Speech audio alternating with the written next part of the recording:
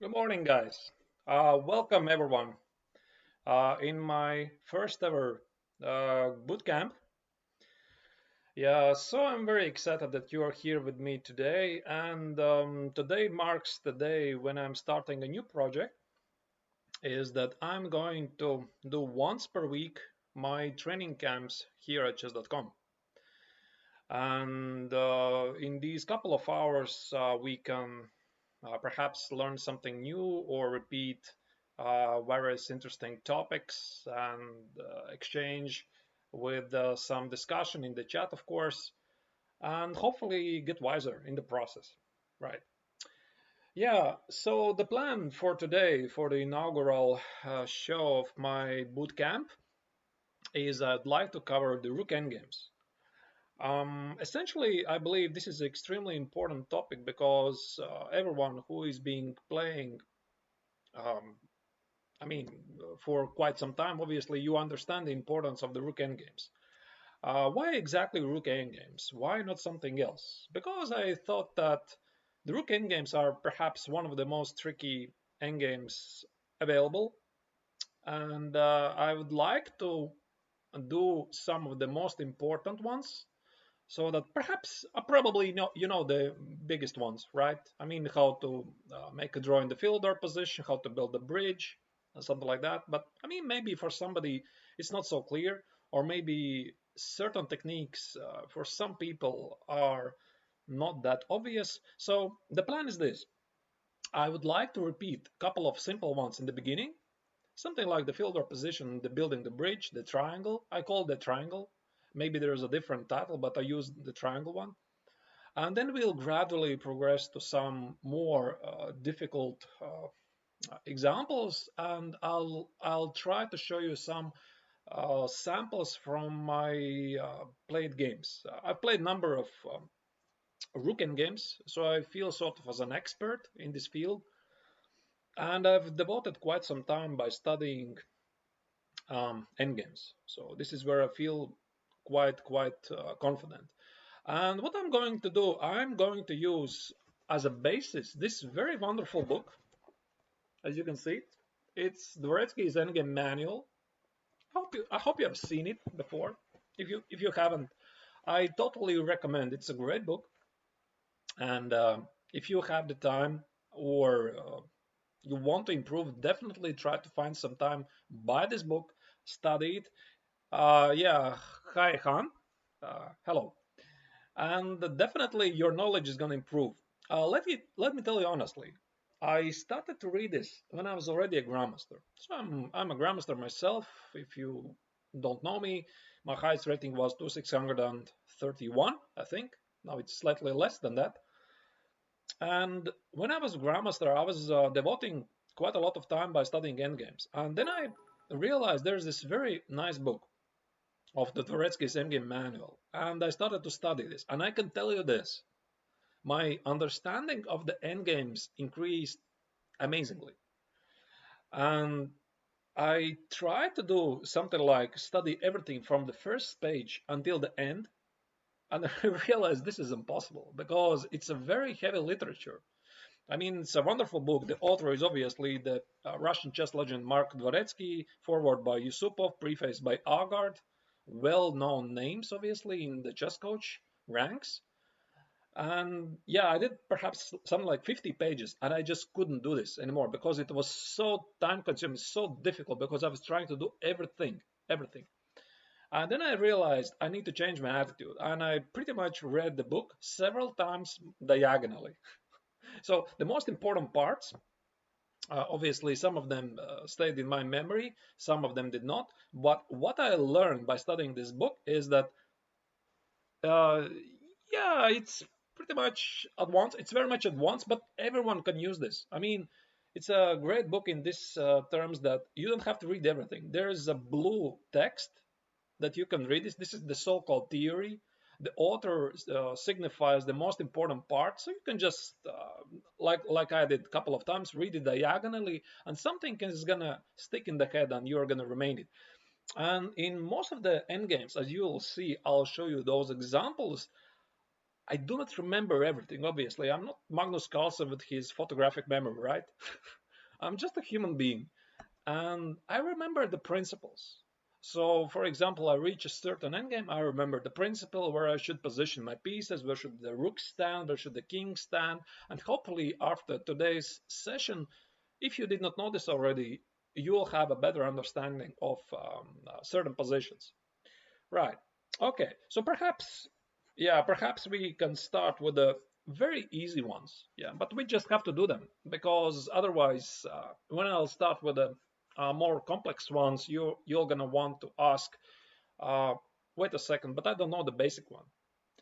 And I believe that endgames and approach to chess in general is like building a house, right? You need to have solid foundations. If you don't have solid foundations, it's very difficult to build the second floor, the third floor, the 50th floor if the bottom is collapsing. So this is why it's extremely important that your technique is really really good, or at least you know the principles. All right. So here we go. I'll try to set up the the first one. Quite a simple position. Yeah, so let's start with this one. Very simple. It's not that difficult, but I believe we have to start with this. Obviously, if you are, I don't know, at least a candidate master, you're going to be saying, I mean, what is this? This is obvious stuff, right? Well, it is. I mean, for me it is. For somebody it is, but for somebody it isn't. So very quickly about these kinds of positions, obviously white goes forward. The rule is this, that black can always go in the passive defense by positioning the rook on the last rank if white has either the h pawn, the g pawn, the b pawn, or the a pawn. So this is the only moment when you can go into passive defense. White cannot progress here. So there's just no way. I mean, you just move the rook here and there, rook c8, rook a8, rook d8. There is just no way you're going to lose this. So, for example, some check here, check. Do not go to f8. You're going to lose because of the king h7.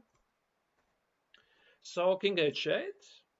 Yeah, and that's a draw. I mean, white cannot progress. And I assume you still know the basic. Yeah, morning, Kalachkit.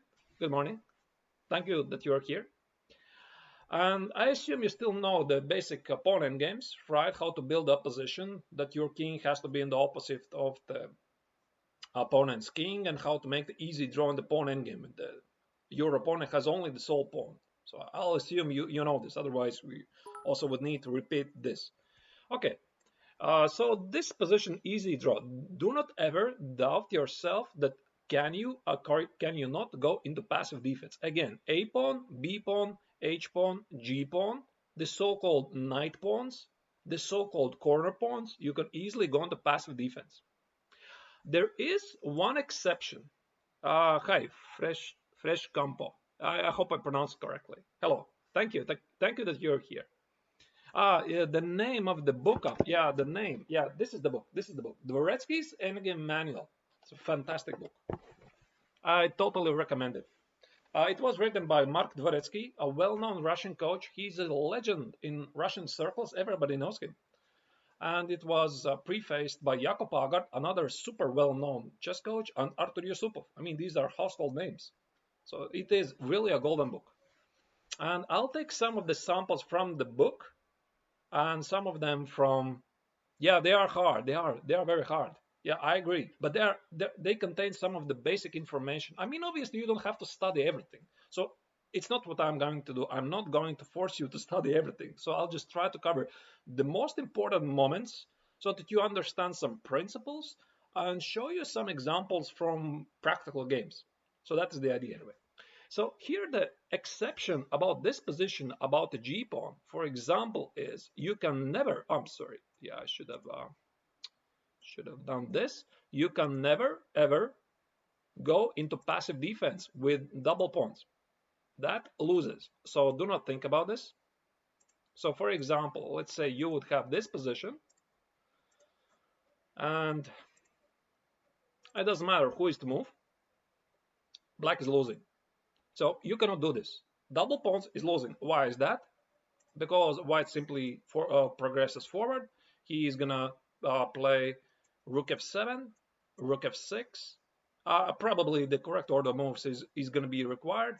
Play g7, rook f8, exchange the rook for the give up the one of the pawns and go to the winning pawn endgame. So something like, I don't know, let's say I go here.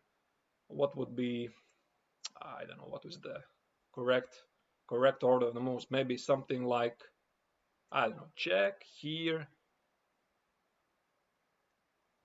check here. Now I'm slightly confused. Yeah, I think this is probably no. Sorry, I misplayed this. I could have played it differently. But the idea, anyway, I mean, you want to position pawn on g5, g6, rook f7, rook f8, trade rooks, and go this in transform this into technically winning endgame. I did not write it down actually, so yeah, I'm sort of embarrassed. I should have done this. But you just have to notice that this is easily winning for white and losing for black. So you cannot go for a passive defense with double G pawns or B pawns. So for example, you would have something like, let's go again. Let's go for the same position. So when you go for this position, let's put the king here and let's say king here. I don't know, I'm gonna put the rook somewhere here and here. Yeah. So the only way you're gonna save this game is by playing active defense. And we are gonna come to that. You cannot go passively in this position.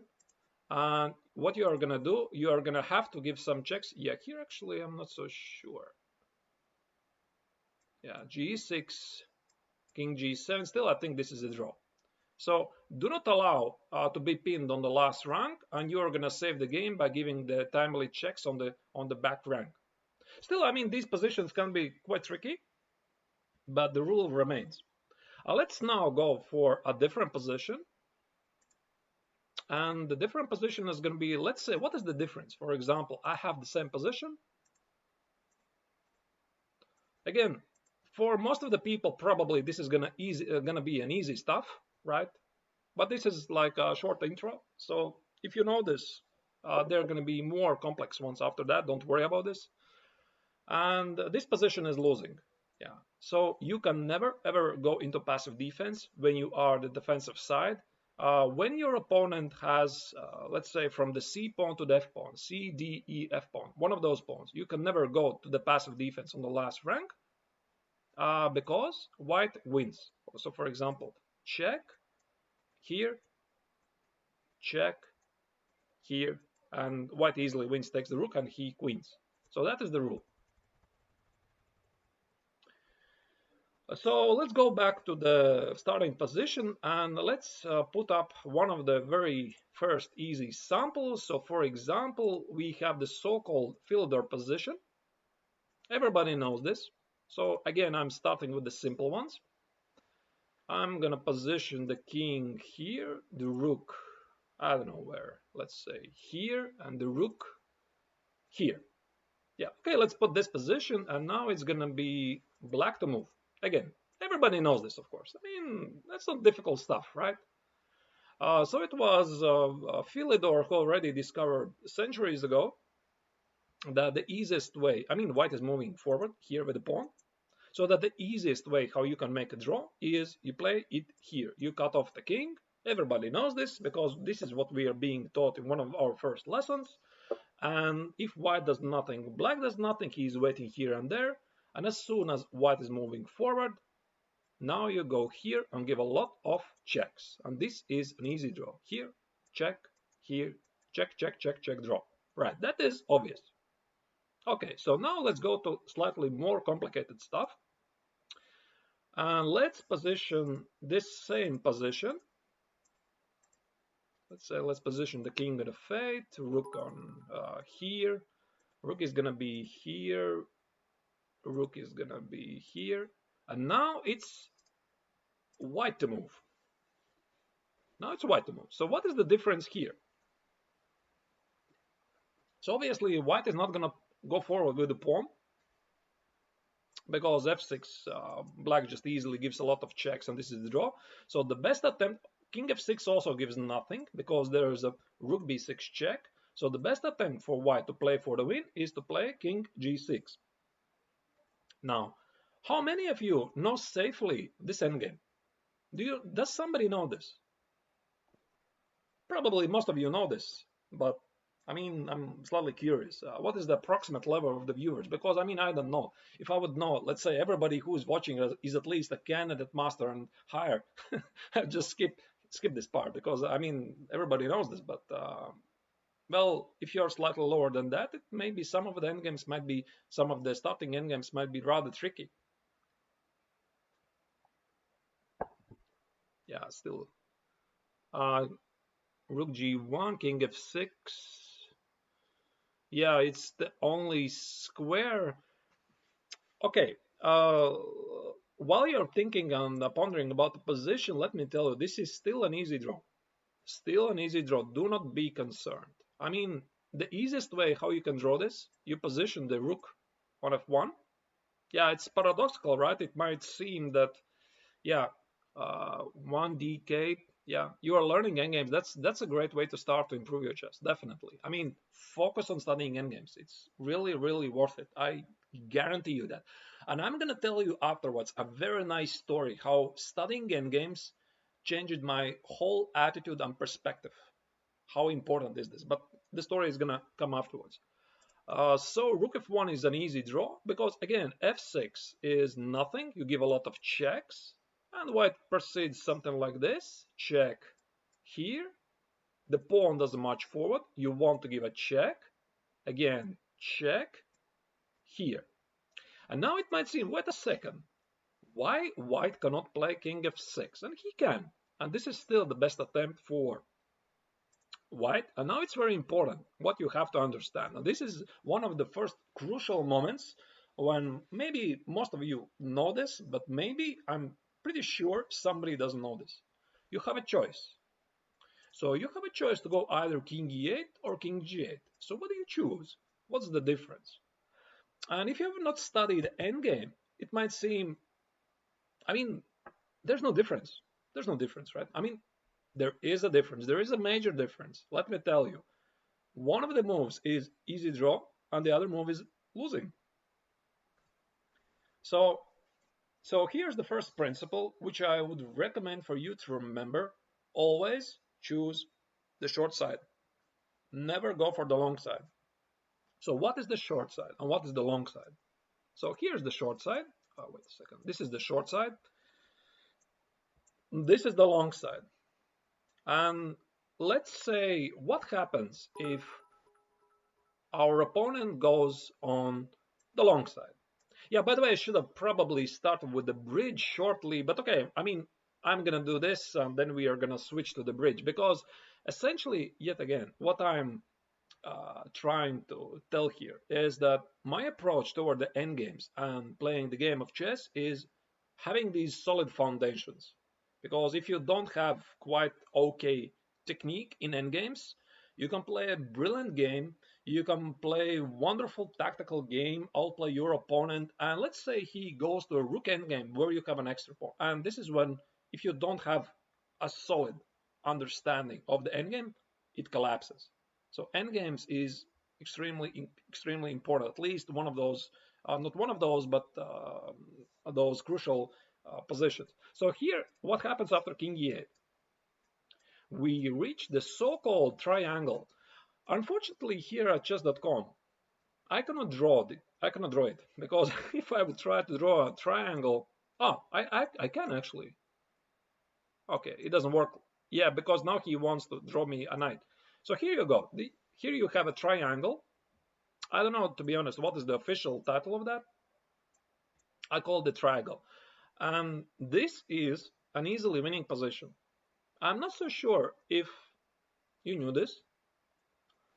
Why it is winning? Because it is essentially transforming to a bridge. What is a bridge? I mean, this is probably something what most of you still know. What is a bridge? So here we go. Let's transform to the bridge. Your plan is play king g7, f6, king f7, rook goes around, and you transform to a bridge. And black can do nothing. So let's try this. Let's say king g7. It doesn't matter who is the move here. So let's say we are standing on the spot. King g7. Why not king g6? What's the difference? Because the king comes here, and this is already a draw. You just missed a win. So what is the difference? So king g7, we are protecting the rook, and let's say our opponent goes here. You give a check. He goes, I don't know, here, then it's immediately losing rook e8 and f7. We go here, and now a very, very critical moment is that you play not f7, because f7 is a draw. It's a perpetual check, check, check, check, check, a lot of checks, and it's gonna end in a sad draw for you if you did not know this technique. So here is king f7, very, very important moment, and it's paradoxical, right? I mean, you are going in front of the pawn. I mean, who would do this? But if you recognize the pattern, if you recognize the technique, this is easy. Again, black does nothing. He cannot do anything. You go around, give a check, and we are starting to build a bridge. Let me tell you about this position. Very shortly, a couple of minutes, let's repeat the bridge because it's super easy. I mean, it's not really difficult stuff, and very often Rook Endgames, they come down to the building a bridge at the Grandmaster and to the international level. Players just resign. I mean, everybody knows this. This is easily winning. So if I spot my opponent is building a bridge, I just know this. He is easily going to convert this.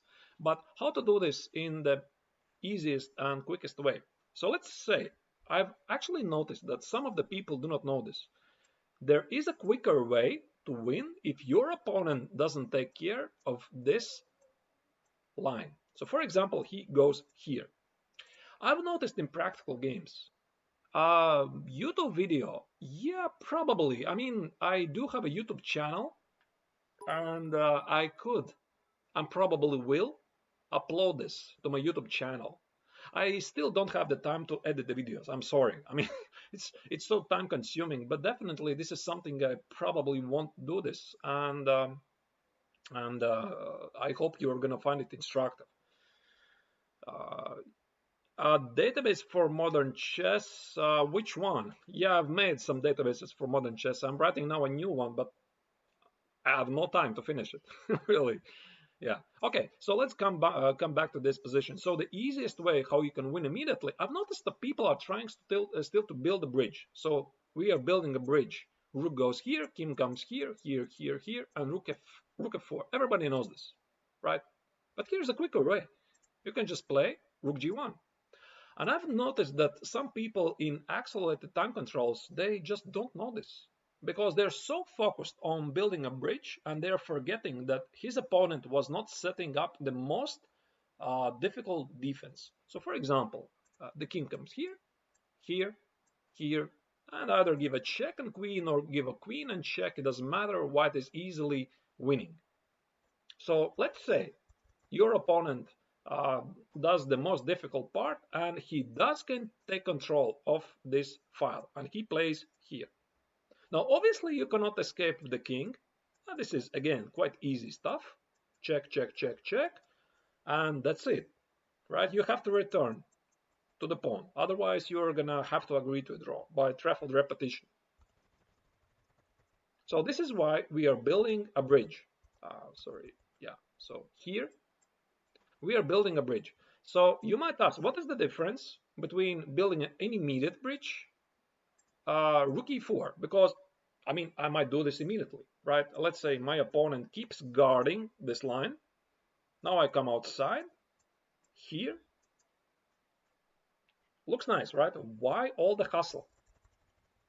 Now there is a major difference, is that here if you try to go for the immediate bridge, your opponent can try to bother your rook, and you cannot play rook f5 because of king d7, and you still need to push the king away. So this is why the only real technique here is by playing rook d4. Your opponent is helpless. He needs to guard this line. So he is standing and doing nothing, and now the king comes out. If black gives a check here, here, here, and this is an easily winning position, because I hope you know that one of the most important rules in the pawn endgames, the king is not in the so-called square. What is a square? For example, your king would be here. You have to make in the so-called square. So for example, if I can play king b3, the pawn is standing here, I can try to catch him. I mean, I have to make it in the square. So here you can easily see the black king is not making this little square here, so he cannot be on time. But there is one trick. There's one trick. So here, for example, do you know, I'm a full-time chess player. Yeah, I'm a full-time chess player and a chess coach. I've been coaching for 10 years. I'm a chess grandmaster. So I'm half-time chess player, professional chess player, and chess coach. Chess author and whatnot. Now a streamer. Right. Okay, so let's say your opponent does nothing. He won't help you. And he is going to play one of the two moves, one of the last two tricks, which I totally recommend for you to try, because the position is hopeless anyway. So let's give the move away. So how to win? The only way how you can win this position, yeah, rook f2, of course, yeah, clash kid, yeah, I agree, but this is a nice trick. I mean, especially when you're in time trouble and everybody knows, obviously, the bridge. I mean, this is standard stuff, right? But still, rook d5, you are going for an improved bridge. That's it. It's very easy. And then there's the other trick. The other trick involves king c6. Can be tricky. And you cannot go rook d5, improving the bridge, because this is a draw. You just missed a win. That's it. So king c6 is actually rather tricky. And now you have to find the only winning move. Probably the only winning move. Maybe there's... I think actually I can also give a check here. Yeah, check and then try to improve the bridge. But rook d8 and queening is immediately winning. Here, check, check, and that's it. The king comes towards the rook, and you are easily queening and winning the game. So that's it. So that's the bridge.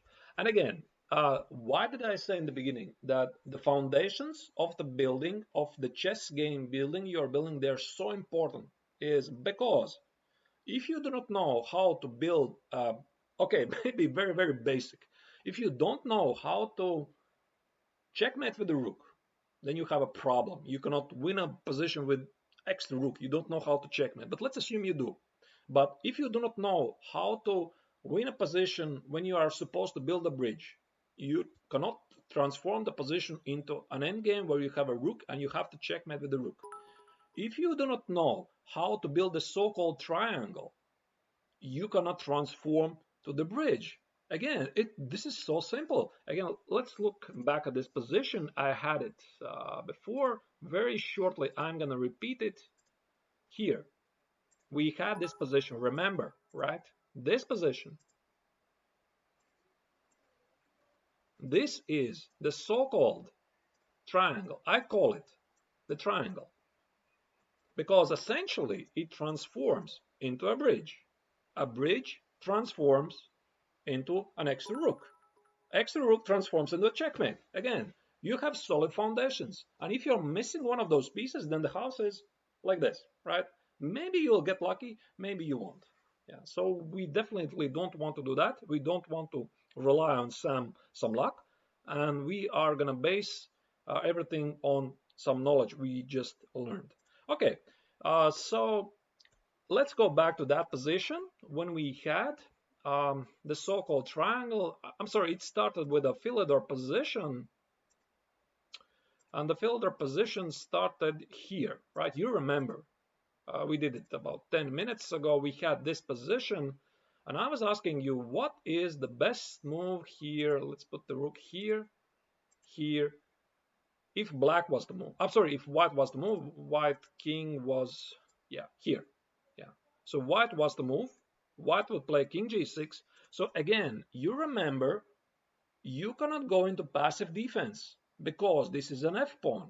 Rook b6 check, f6, rook b8, you can resign. if we would have a passed pawn, not f pawn, but g pawn, you can go into passive defense. If your opponent has not f pawn, but g pawn, but two double g pawns, you cannot go to to a passive defense. Again, it's quite simple actually, but if you are not studying this, it's going to be a conflict essentially during the game. You don't know. It's very difficult, especially when you're in time trouble. You cannot calculate everything until the end, and if you don't have a solid base knowledge, it's extremely difficult to make the right choice. So most of the time you'll be guessing. Our task is try to avoid any guessing. So anyway, I mean, let's go back to this position. I recommended to play Rook f1 as the best defense. This gives nothing. We are threatening to give a check. Here, King f6. And again, remember the long side and the short side. I'm sorry, I should have told the vice versa. The short side is on the right. The long side is to the left. And do not guess. Always know that you are supposed to go to the short side. So what is the difference again? King e8, I just show you, it's a triangle. That I hope everybody understands. So what is the difference? Let's say you go King g8, Rook a8 check, King h7, and Rook f8. You might ask, wait a second. This is a triangle, right? I mean, we still have the triangle. You're right, and it really depends how your opponent will play it out. I mean, if you are now the white player, you are playing for the win, and let's say your opponent, let's say not your opponent, but let's say it was black. He does nothing. He is just waiting passively here. So let's say here, here, here. I'm just standing, I'm doing nothing. I'm going here, here, and there you go. You're easily winning. It might seem, yeah, this is also working, right? No, it's not. Why it's not working? Let's go back. Where black made a mistake. What is the difference? The difference is you have access to a lot of side checks. So for example, your opponent, let's say we are trying to do this. White is trying to progress. Check, check, check, a lot of checks, a lot of checks. And if the white king retreats, now we can safely go to this position, which is easy draw as long as you don't go to a passive defense on the last rank. Remember, the Philidor draw, you have to force the pawn forward, then you go here, give a lot of checks, and make an easy draw. This is an easy draw. With the g pawn, like I said, you have the additional opportunity to go into passive defense, position everything on the last rank, and just easily make a draw. Not with the f pawn. Okay, so let's try to be tricky. We have this position, and let's try to play something like this. Rook e8. It looks actually rather promising, but I can easily tell you this. This is easy draw.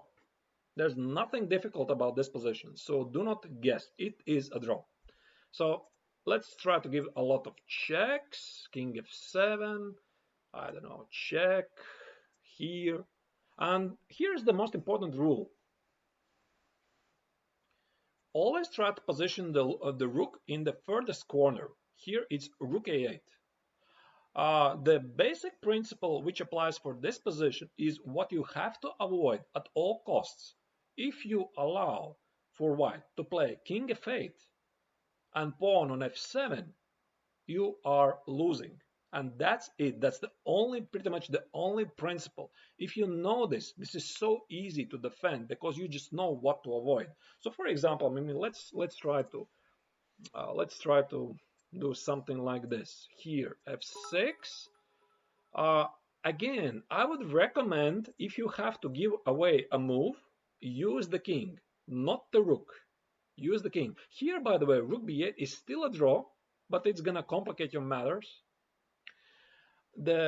One of the most important rules of giving these side checks is that you have to get at least 3 lines between the rook and the king. Here we have 4, so you have 1 extra. 3 is the minimum. If you have 2, you are most likely gonna lose. So you want to avoid this. So here, if I would actually play rook b8, I still have those 3 lines. But I mean, still probably it's a safer choice. I mean, better have 4, right? The more the better. And the best way to try to give up the move is to play king h6. Do not worry. King on h6 is standing just as well as on h7. It doesn't matter. King h6, king h7, it's essentially the same here. And now you remember the principle. If the white king gets to the f8 and the pawn to f7, you are losing. If you know this principle, it's very easy. So for example, you give a check, and the white king cannot go to f8 because king g6 is a draw, easy draw. And let's say you do not know this, or you are playing from the stronger side and you are trying to play for the win. And by the way, in this book, Dvoretsky's Endgame Manual, there's so many great examples. You wouldn't believe how many tragic comedies there are. I mean, so many. Even Capablanca, I mean, he was one of the best. I mean, he was former world champion. He was the so-called Endgame guru. Even he was making the mistakes. I mean, of course, it's completely forgivable. I mean, he was playing more than 100 years ago. And back then, they did not have this knowledge, and they invented this. All of this theory, endgame theory. So, but still, I mean, even today, very good GMs are making mistakes. Not only amateur players, even GMs. Again, if you do not have those solid foundations, you are bound to make mistakes. So here, let's say, black plays something like this, unaware what is happening. And if you know the principle, what you're aiming for when you are the white player, now you just go forward and you just know this is winning. That's it. That's it. Here, f7, king g6. I'm still hoping to make a draw. Check. I don't know, king h7. And now it's very important. Do not go here, king e8. This is a draw. You just missed the win. That's it. You just missed the win. Oh, sorry. Wrong order of the moves. Check here and king g7. And this is a draw. A lot of checks. Check, check, check, check, check. And there you go. You cannot escape. And you are going to lose this pawn by force. So what happens here is the easiest way to win is you just play rook f6. And that's it. You escape. So for example, I don't know. Here, here, here, here. Are you trying to queen? Check. And that's it. And that's it. Yeah, you have the book. Yeah, like I told you in the beginning, it is a heavy book. It is a heavy book, but I still believe it contains some of the core endgames you have to know.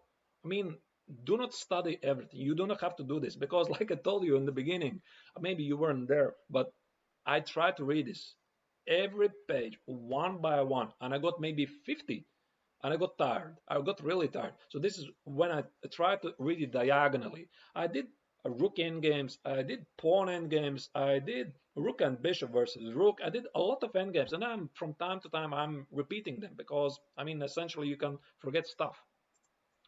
Right. So again, let's go back to this position. And if you know this drawing pattern, this is an easy draw. So for example, again, king h6. Let's say your opponent does not think he's trying to be tricky. Again, remember. Thank you. Yeah, thank you. It's very easy to explain when you know this stuff and when you have the great book with you. Right. Again, remember the principle. King f8, pawn on f7. If you are black player, you are losing. So you cannot allow this. So if your opponent is trying to be tricky, do not give him another line. This is going to complicate matters for you. Although it's still a draw, try to move with the king. Give away the move with the king. And let's say, again, I'm trying to be tricky. I'm attacking the rook. Do not go here. Give a check. Here, here, king e6, and probably a lot of checks. You can still make them. I believe also king g7, king g6, I apologize, is still a draw. Check. Even if you cut off my king, it doesn't matter. I'm going to give you a lot of checks. Check, check, check, check, check, check, check, and essentially you need this king to march forward the pawn. And that's it. And that's it. I mean, you just learned quite an important endgame, and it took you what, 10 minutes? Yeah. So this position is arising quite a lot of times, and I'll just show you perhaps. Would it work with the king on h5? To be honest, I don't know. But why would you want position on h5, the king? I mean, it might it might happen that you are reaching this position from some sort of an middle game. And essentially, why are we doing all of this study? Because let's say I'm playing the middle game with the c pawn. Yeah, but again, it depends on which side are you, on the long side or the short side. With the e and d pawns, it's slightly more tricky, but still the principle remains the same. Remember the principle of the three lines from the rook, the side checks, and remember the technique. Yeah, so I won't put the hand on my heart and try to say you that in every single occasion it works, but still, this is the principle. I have not started every single pattern of this position. I just remember the principle. So this is what I'm telling you. The principle is this. You know the principle, you can calculate something on the board. If you do not know the principle, it's going to be so much more difficult. And what I started to explain to you, when I'm having this middle game, and I see that I want to transform, I want to convert my position and transform into a winning endgame, is if you know this endgame, you just don't have to guess. You just know this is winning, this is draw. So, for example, you're playing some sort of non-standard position because the positions there are going to be not exactly like that. And you have to recognize those positions is that, okay, now I'm reaching the same position, I'm losing a pawn, but essentially we are going to transform to a theoretical position, and this is a win. Let me show you one example. So for example, here is going to be a new one, and let's position the pawn here, something like this. I don't know.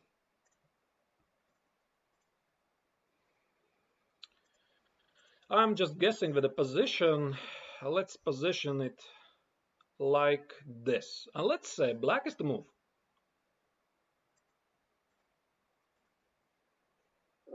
So let's where do I okay, here we are gonna flip the board. White is moving here. Let's assume I just made a fictional position, and we are threatening with some checks here. So what to do here? Do you know this?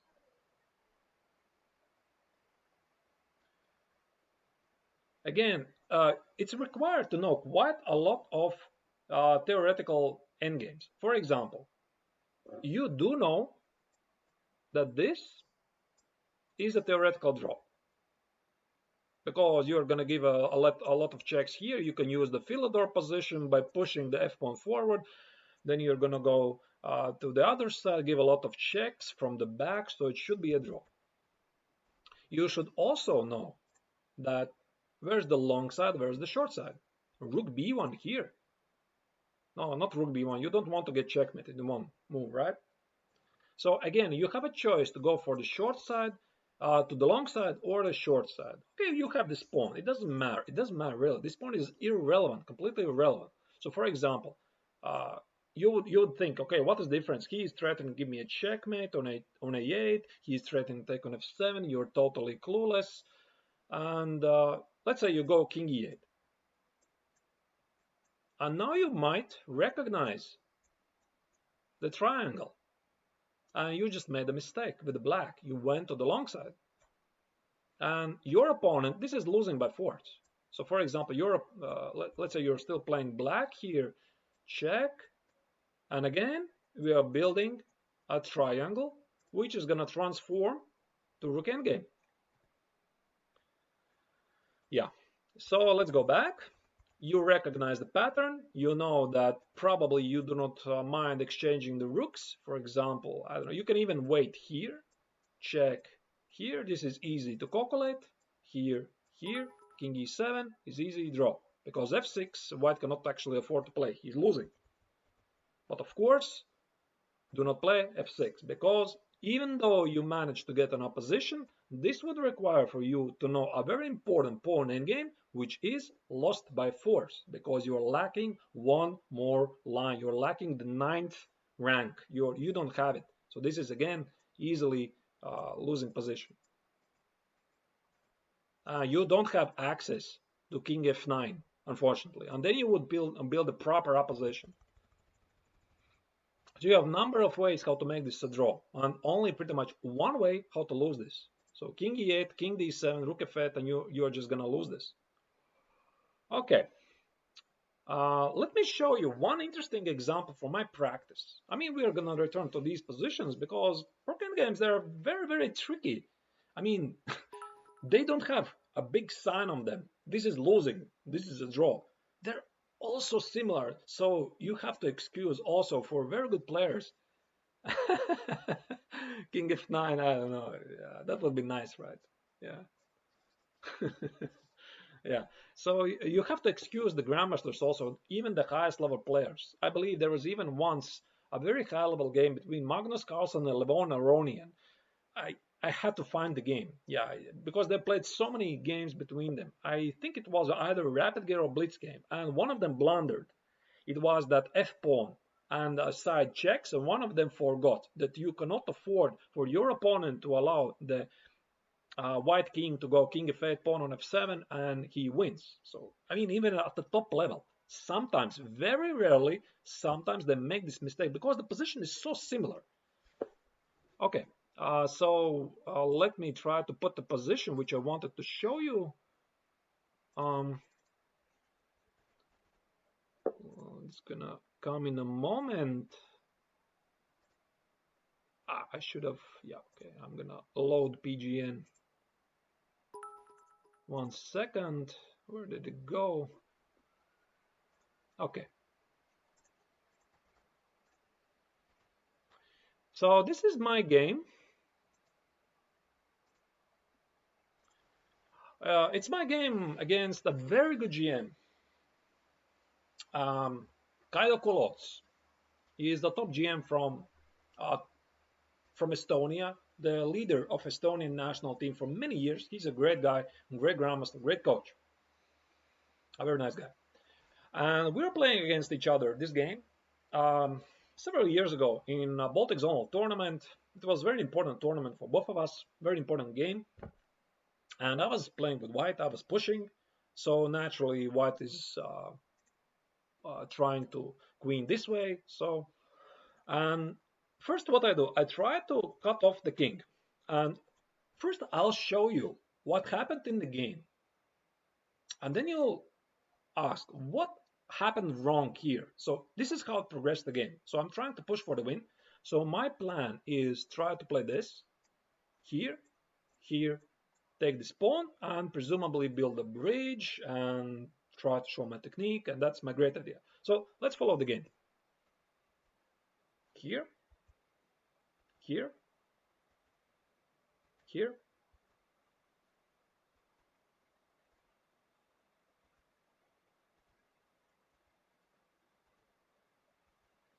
Whoops! Black resigned. What happened? I mean, my opponent played it very quickly. I mean, maybe within something like 30 seconds, he made all of the normal moves, all of the humanly looking moves. They were looking completely normal. Let's go back again.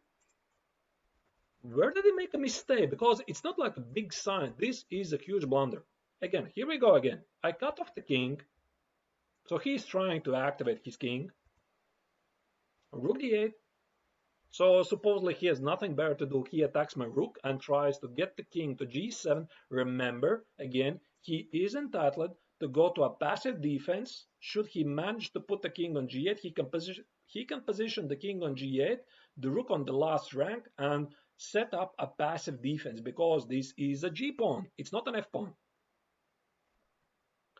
Of Magnus level. Oh, you found the game. Okay, okay, that's great. I mean, I remember that game. I remember it. I just don't remember. Can you tell me which tournament, which time control was it? Because I certainly remember they played this, but I mean, I just did not look for it specifically.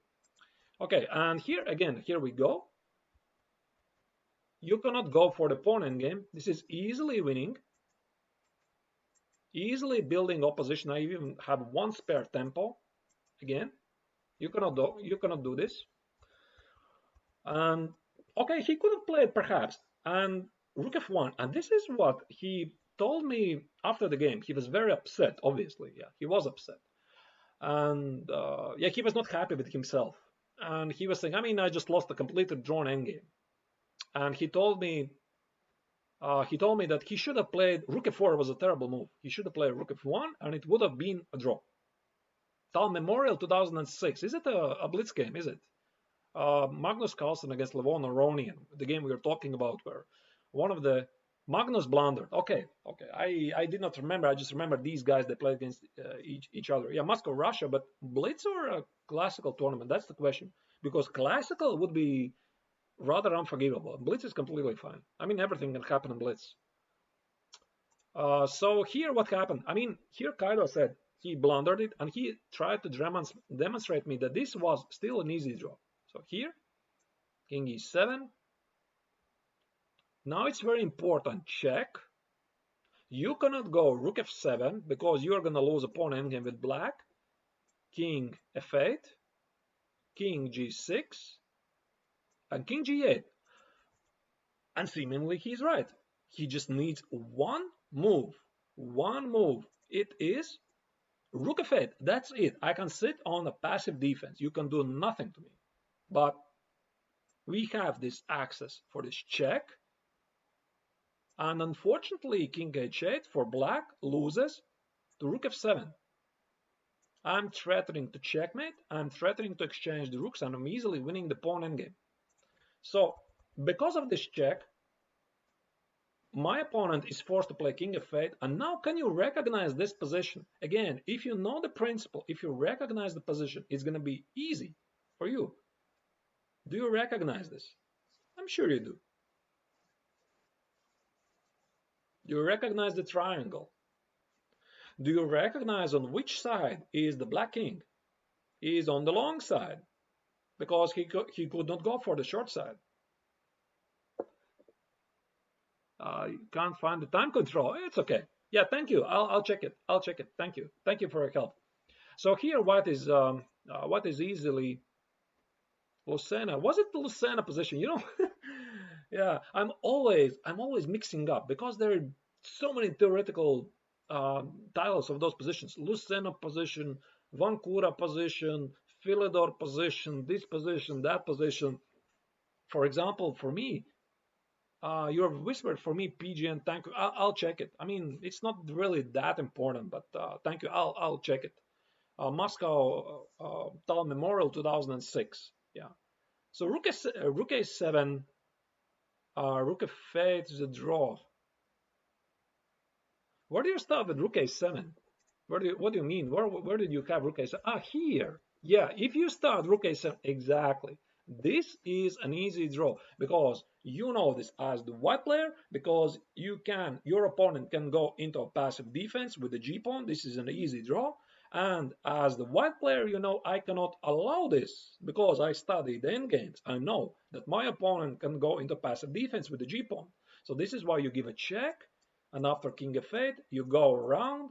You're building a triangle. After triangle, you're building a bridge. After a bridge, you are checkmating with a rook, and that's it. Again, if you have solid foundations, everything else is easy.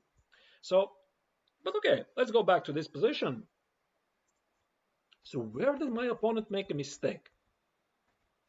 Where? Maybe it's losing. It's not losing. It's actually easy draw, but it's okay. Maybe it's not easy draw.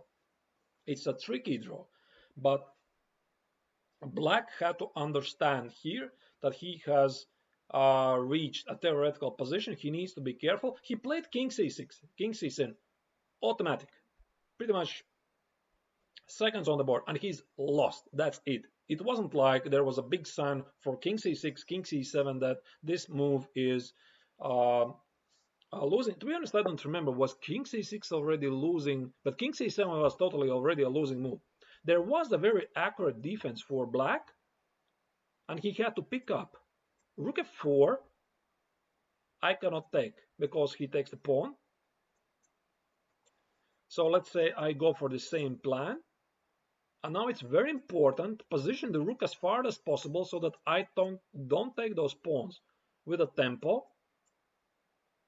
So I cannot take with the king yet again that pawn. I have to go here. And now this is an easy draw. Let's position the king on f8, king on g8. And if you want, you can switch to the Philidor draw. Yeah, you can keep the position here, here, here, here, check here, and if you insist, yeah, g6, rook a1, rook h1, make a draw this way. But I mean, the easiest one is just go on the last rank, as long as the pawn is on g6, probably on g5. I think it was the same. I just position the rook on the last rank and easily make a draw. Should he play for the win? That's a valid question. Yeah, of course. I mean, I did not show you what happened before. Is I sacrificed the pawn before. I had a pawn on c4, I think. I had a position. My pawn was on g3, king on g4, and I sacrificed the pawn with king h5, g4, so that I can activate my rook, go like this, and try to win the endgame. So I realized it's probably a draw, so I did my best try, and unexpectedly I was rewarded with a full point. So yeah, so definitely the black king is too passive. Yeah, it's too passive. I mean, there's no way the black is gonna play this for the win. Yeah, I'm a coach too. Yeah, I'm been coaching for 10 years, so my students have become grandmasters themselves. Two of them. Okay, so let's go forward. I wanted to show you quite a lot of positions, so I showed you about the pass pawn. Okay, there is a couple of, not a couple of, but quite a lot of important positions. Let me very quickly check the book if according to Dvoretsky, I showed everything, because I do know them by heart pretty much, but some of them,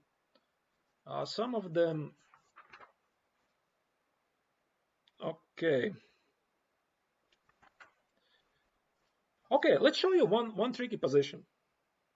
Now you'll realize why it is so important to know this stuff. I'm going to put you one example from the book, and I'm not going to show you all of the samples from the book, because then you would have to purchase the book yourself. It's a great investment. It costs maybe something like 30 euros, I don't know, but it's really a great book.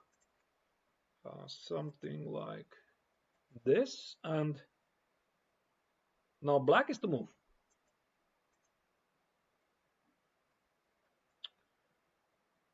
But I should have showed you the previous one. Okay. Yeah. I should have showed you the previous example, because it arises from a previous sample I did not show you, but still I'll try to explain you this. So these were two very good players. LeBron against Knack in 1992, two grandmasters playing against each other. And now we are going to switch it from the black's perspective, because we are trying to win this position as black. The pawn is marching forward here. And now the question is, what is the difference here? What to think? I mean, we have a pawn under attack. I can just take the pawn on e3. So, I mean, why not go for this? So here's the game, how it progressed. King takes on e3. King c2. Rook takes on g3. Here, rook g2. Do you recognize this position? Easy draw, right? So again, your opponent can try to build here a triangle. Okay, but here I think, yeah, this is why I said I wasn't so sure about every single position and put my hand on the heart, because here it's, despite the fact that your opponent, not your opponent, but you have access only to the two lines of checks, you still have a draw by side checks. So king f2, rook h2 check, king g3, and yeah, probably king d2 is one of the requirements here. Yeah, maybe not king d2, maybe that's too difficult. Here, e3, or rook f8 also is a draw. Yeah, I think king d3 probably was a safer move to make a draw immediately. So this is a draw. Yeah. Again, those positions are sometimes so similar, so that sometimes also I am mixing them up. But I do know the core positions and those principles. And here we got this position. So this is what happened in the game. Again, takes, king c2, takes, king d1, easy draw. Maybe actually king d1 wasn't necessary. I mean, you could have played something like here. I think that's also a draw. And check, king d1, again, is a draw. As it happens, black could have won here. So the winning move was king d3, not king e3. Why is that? Because we are forcing the white king to stand alongside. So let me show you this example. And the example is going to be check, here, here, here. Check, here, here. Yeah, now it's this is a rather tricky rook f8. And the pawn marches forward. This is actually rather tricky one.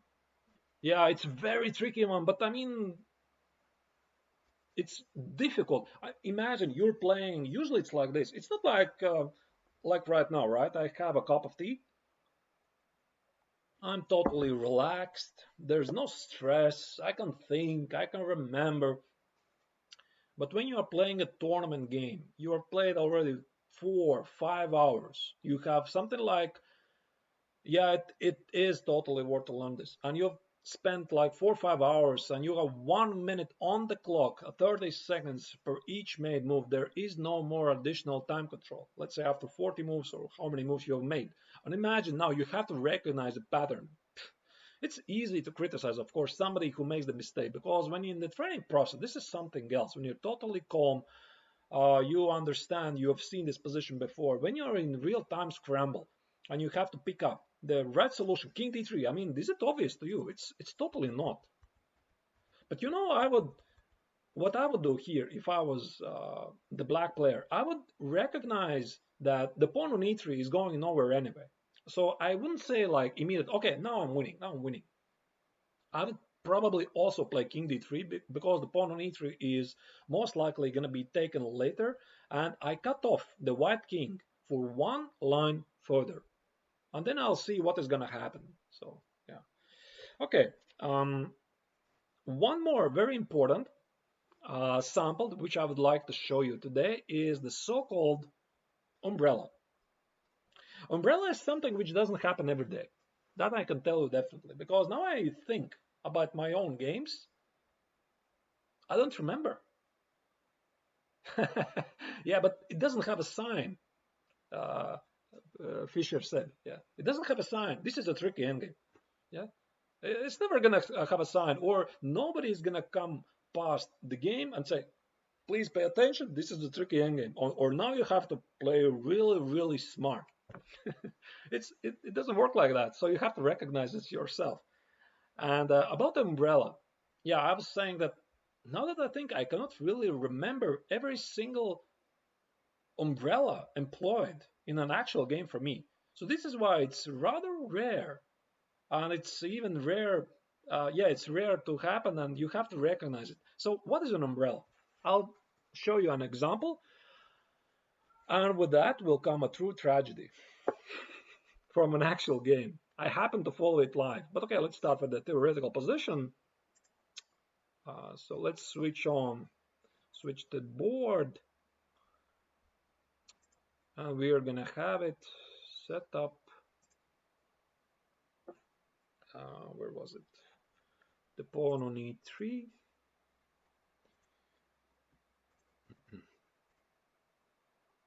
Again, it's very important principle. If you do not know this, it's gonna be very difficult for you. Okay, 5 and rook b4. And Black is to move. I don't think it actually matters who is to move here. So what is the umbrella? Now this is more complicated than it was in the beginning. So what is the umbrella? You are, I assume everybody who is going outside and trying to take some shelter from the rain, you're using umbrella, right? Not to get wet. In chess, this term works the same. You are using the pawn to protect yourself against incoming checks. Yeah. Okay, thank you, Clash Kid. I appreciate it. Yeah, that's my goal. That's my goal. This is what I'm gonna do. Every week, once a week, I'm gonna choose a topic for you.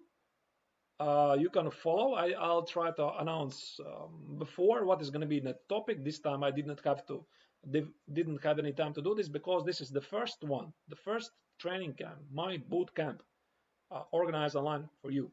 Yeah. So I hope you're gonna learn something. What is the umbrella term in chess? Is that you are using your opponent's pawn to shelter not from the rain, but from the checks. So here black is winning easily with f4, takes, check, here, and king f3. And white would do everything to give up this pawn on f4. Because if we remove the pawn on f4, this is a draw. Why it's a draw? Because I have access to checks. I can check, give a lot of checks and drive you away. Again, remember one of the basic foundations of our endgames. We can never ever go for a passive defense other than H, G, A, and B pawns. This is losing, and black is easily winning. So let's go back here. But I mean, it's anyway losing, but I mean, if you had the choice, we would try to avoid this. King f4 would be a very unfortunate way to spoil a winning position, because now this is a theoretical draw. Yeah, very, very easily we are making a draw by putting the rook again on a8, giving a lot of checks, so there is nothing really clever about this, and this is quite an easy draw. So after f4, you are threatening to play f3, takes, again check, sorry, yeah, check, here, king f3, and you are winning. So let me show you one example. It was a couple of years ago. I was following my youngsters who are playing in the European, I think, yeah, 2016 European Championship under 14. And let me show you the game. Okay, yeah, so the game was played between two leaders. So you can imagine. I mean, I was coaching and following my students because I sent them to play in the European Championship. I was staying at home and I was watching how they were playing. And then I noticed there are two guys fighting for the first place in the European under 14 group. They were Viktor Matvishen from Ukraine, I believe, and Semyon Lomasov from Russia. Yeah, very, very good, talented guys. I mean, one of the best, at least back then in age under 14. They were playing out this position. Black was pushing for the win, so Lomasov Semyon was playing with the black color. He is pushing for the win, and they reached this position. Now, if I would open Dvoretsky's Endgame manual, I would have this position in. let me find you on which page is it? It's here. It's here. I just have to find this very quickly. Umbrella. Give me a couple of seconds. Yeah. So I remember I saw it, and of course you don't have to know this. Okay, it's page 176. It's here. If you study this, you'll remember some principles. But I mean, of course, for youngsters, it's usually difficult. Again, it's very difficult for them. Thank you, Anatolichus. I appreciate it. It's very difficult for them because they just started to play chess at a competitive level. So there is this sort of joke with youngsters to the endgame. Why is that? Because they have very little experience in endgames. I mean, they're wonderful guys. They're studying very hard, but you cannot ask for themselves to know everything about endgames because this is something entirely else. This is not the standard chess. This is a different part of chess. And what happened in this game? So this is a theoretical draw. I'm not going to explain how to do this. The easiest way for white to make a draw is to position the rook on the last rank, give a lot of checks. If we exchange any of the pawns, it's an easy draw. So not really that difficult. So the only chance for black is try to somehow cut off the white king to the last rank. The only chance. So here the game progressed. He was trying to push very hard. A lot of checks. Here. It doesn't matter. All of this is still a draw. And here, I imagine they were tired. Maybe even they knew, both of them. They were very tired. So at the stake of the game is the championship of is the title of the European Championship of under 14. You can imagine this is a big game. It's not a training game. And here white was still making an easy draw. Rook f8 check, king e4. And again, you remember this. We looked at this. King f3, you don't have to be concerned. You don't have to guess. You just know. This is a draw. This pawn is irrelevant. You remember how to do this. This triangle doesn't work. You give a lot of side checks. Yeah, thank you. I appreciate really, top note. I appreciate. So again, you don't have to guess if you don't have this basic knowledge. It's difficult for you because when you're playing with white, you are concerned. What is going to happen after king f3, rook e2, my king is cut off. You see the triangle and you're starting to get nervous. And this is why white actually played. I think so. I mean, I do not know these guys personally. I think so. This is why he played rook g8. I mean, he was concerned about king e4.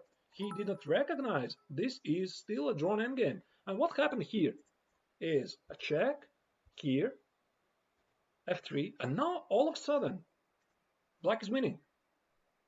So you might say, okay, hooray for black. I mean, everybody who was following black and cheering for the black player, Semyon Lomasov, I mean, hooray, he's going to become European champion. So let's follow the game. Now, do you remember what we were talking about 5 minutes ago? What is the umbrella? If you know what is the umbrella, it's easy. I mean, again, it's easy for me because, I mean, I just opened the book. I know this stuff and I know the technique. And in a training camp, in a training session, drinking a cup of tea, it's very easy. In a very tense game, in a tournament hall, when you perhaps study this game, yeah, exactly. Rook e4, g4, it's umbrella.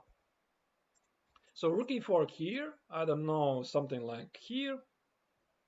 Yeah, rook a5, g4, h takes, king g3. We're champions. That's it. So it's very easy. Rook e2, rook g2, rook h2, f2. And this pawn is actually killing white. He would love to remove this. Okay, you might say, okay, this is it, right? What happened in the game? So in the game happened. White played rook f4 check. Black did not play rook e4. He did not recognize. Yeah, he did not recognize this. He played. Yeah, you're gonna see this right now. He played king g3. Rook g4 check. King h3. Rook g5. Rook g2 check. Oh, that's it, right? Take. We're winning the pawn endgame.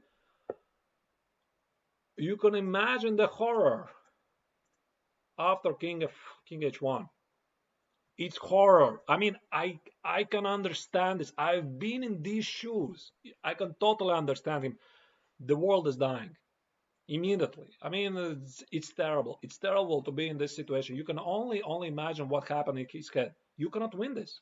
So he still tried the best. He still tried the best, so he probably took him some time to recover. He played rook g4, still the best attempt. White cannot go for this endgame because he's losing. He doesn't have the opposition. He's missing the 0 rank to put a proper opposition. But he managed to find king g1, an easy draw. It's a heart attack. Yeah, it's terrible. But you know what?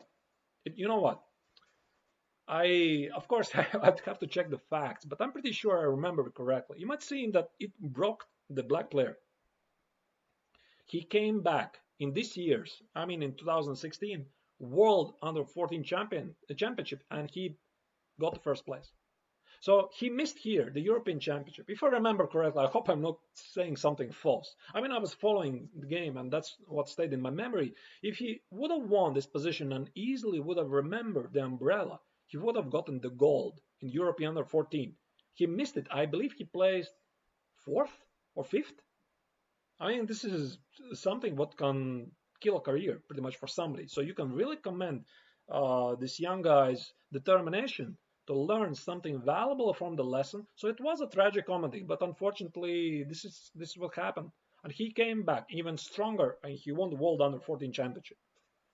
So this is how really great players are forged. Unfortunately, he was the one who made the mistake, and he'll surely remember this game for a lifetime. So that's the umbrella. Okay, let me go shortly back. There was a couple of more critical positions which I would like to show you. I'm just checking them. I mean, there's so many examples. Yeah, so rook g.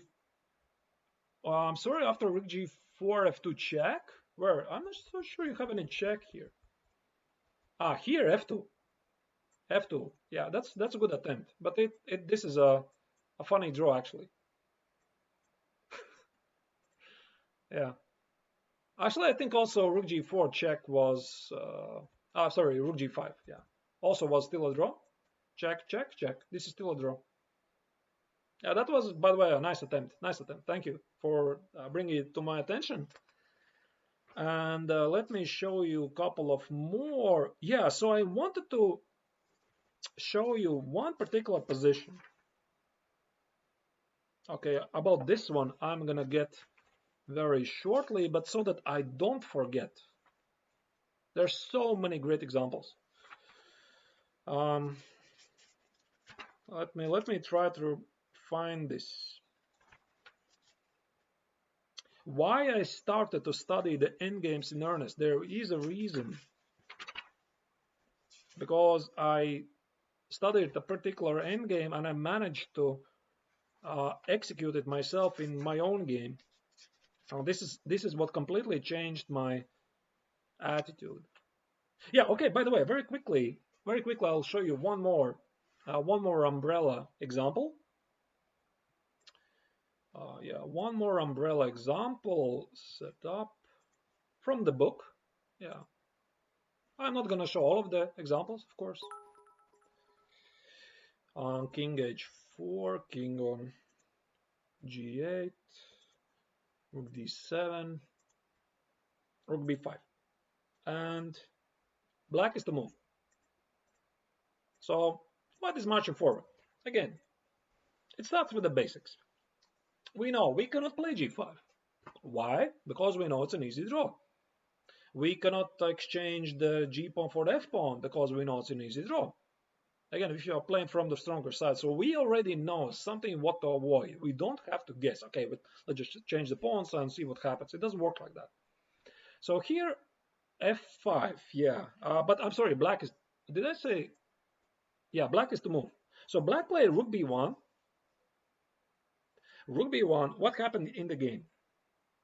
Here, check. I'm sorry, not check. Rook g1. It might seem okay because he recognized this is a drawn endgame.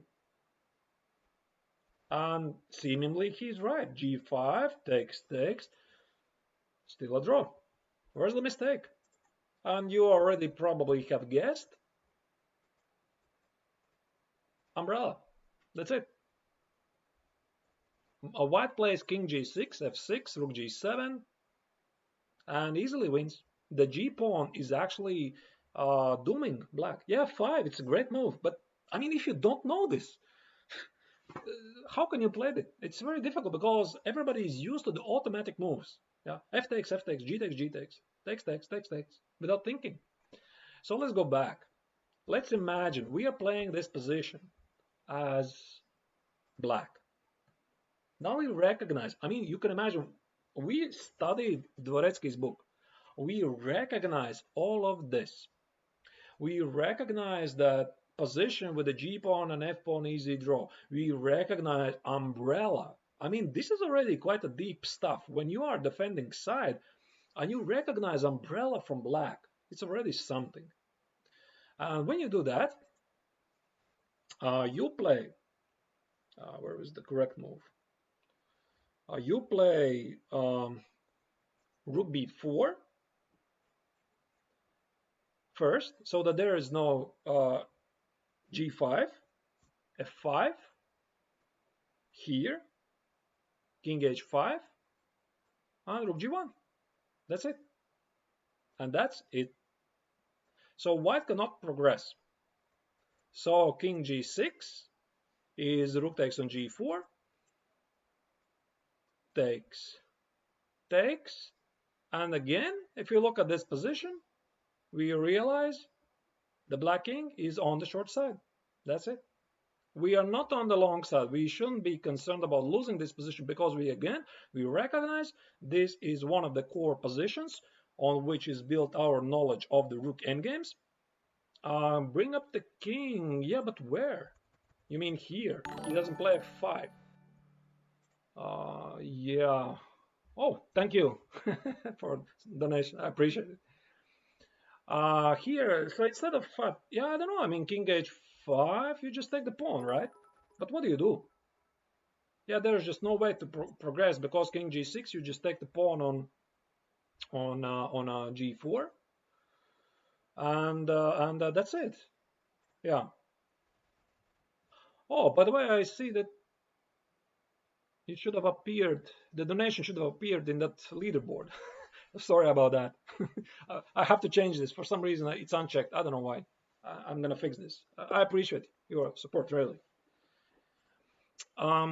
Yeah, so let's go back to this position. So this was a rather tricky one. So black had to recognize the umbrella, and he had to recognize the proper way to defend this. So anyway, I mean, I started to tell you about my story, why I started to study the endgames in earnest.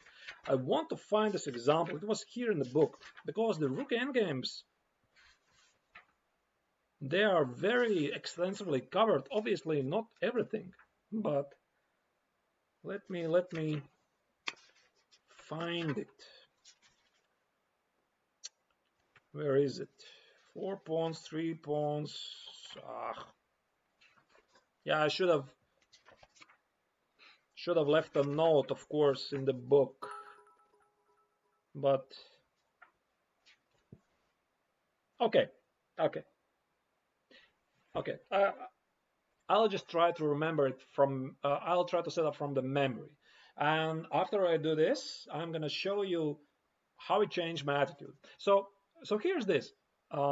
Rubinstein Rook Endgame. Yeah, totally. I mean, Marek Dvoretsky is not the only one who was writing great books. So this is just the one which I was using, and it is really critically acclaimed to study the endgames. And certainly there are Shereshevsky's endgames, as far as I know. So whichever you're choosing, it's completely fine as long as you are devoting the time. And yeah, so I'll try to position the sample from my memory. Let me try to remember it. So okay, let's do this from the white's perspective. And oh, sorry, pawn is here, king is here, rook is. Now I have to remember this already. Here, king on g7. Now this is going to be difficult. And rook is going to be on. Where was it? here, and white was to move. So anyway, I have trouble remembering this because I mean I did some time ago. But there's this story. I started to work in very good chess school, something like 10 years ago, and I got very good students who were not GMs at the time. They're Tom Cantons, Nikita Mishkov. Now they're grandmasters themselves.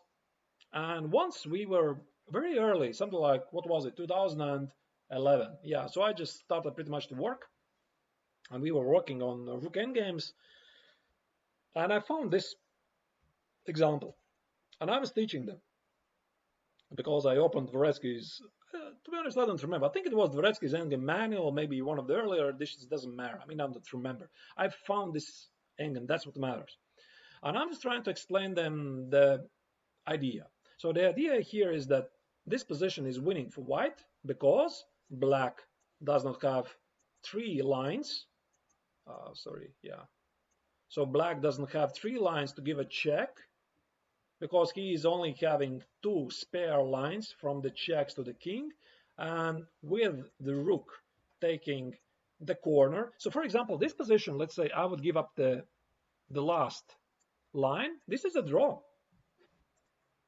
So you might ask, where's the difference? Rook, sorry, which Rook H8 or Rook G8? What's the difference? There is a very big difference, and I show them this analysis in earnest. So I just have to find it in the book. I mean, it doesn't matter. It's rather complicated. It is rather complicated. And I was teaching them this idea that you have to keep the rook in the furthest corner. You have to have these 3 lines between the rook and the king. You have to give a lot of checks and show them technique. So we did that back in 2011. And what happened? I went to play for the Latvian national team in European Team Chess Championship. Yeah, somehow I got in the team. I was international master back then, about 2500. It was held in Portokaras in Greece. And I'm playing really great. I mean, I'm having like great tournament. I started something like 3 out of 3, crushing 2 600s. Everybody's shocked. Who is this guy? And the last game, I need a draw to make a draw. I need the draw to make my final GM North. I mean, you can imagine the stakes cannot be higher than this. So very, very important game. And I'll show you what happened. Let me tell you. Let me find the game first. Yeah, here it is.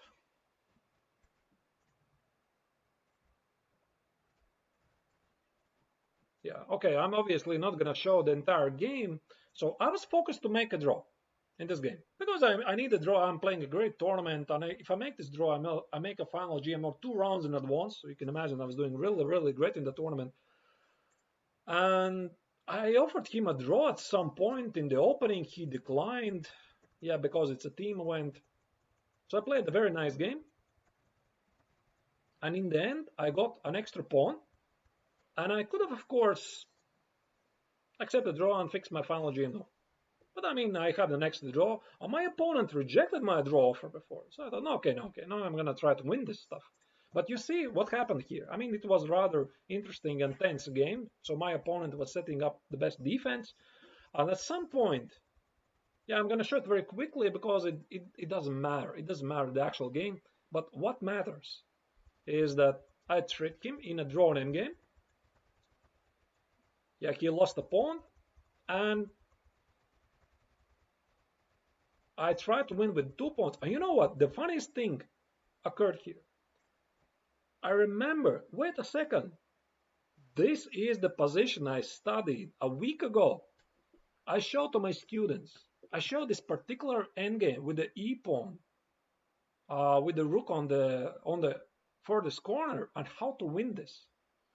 And there were a lot of mistakes still. I mean, still, it's very difficult to play it out correctly. And in the end, I gave up this pawn. I did not play it the most proper way. And I reached this position. And I knew it by heart because I had studied it 1 week before. So I knew every single line here. So I was like smiling.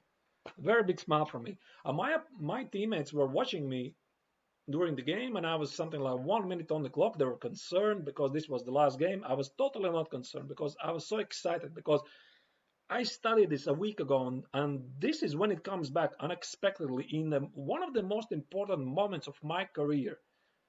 And I showed the perfect technique from here. So the technique was King G3 here, here, here, and this was the core idea. To position the rook behind, and because of the king on G3, black wins. And that's it, king on E1, pawn on E2, and black is winning. And the point is that here, let me tell you, here black, I'm sorry, sorry, I'm gonna find again the precise moment. I had studied this position, how to force my opponent, because he could have this position with black to move, and I had studied this position, how to make a triangle, give up the tempo, and reach the position with the king on G3. So the technique here was, I think it was king D3.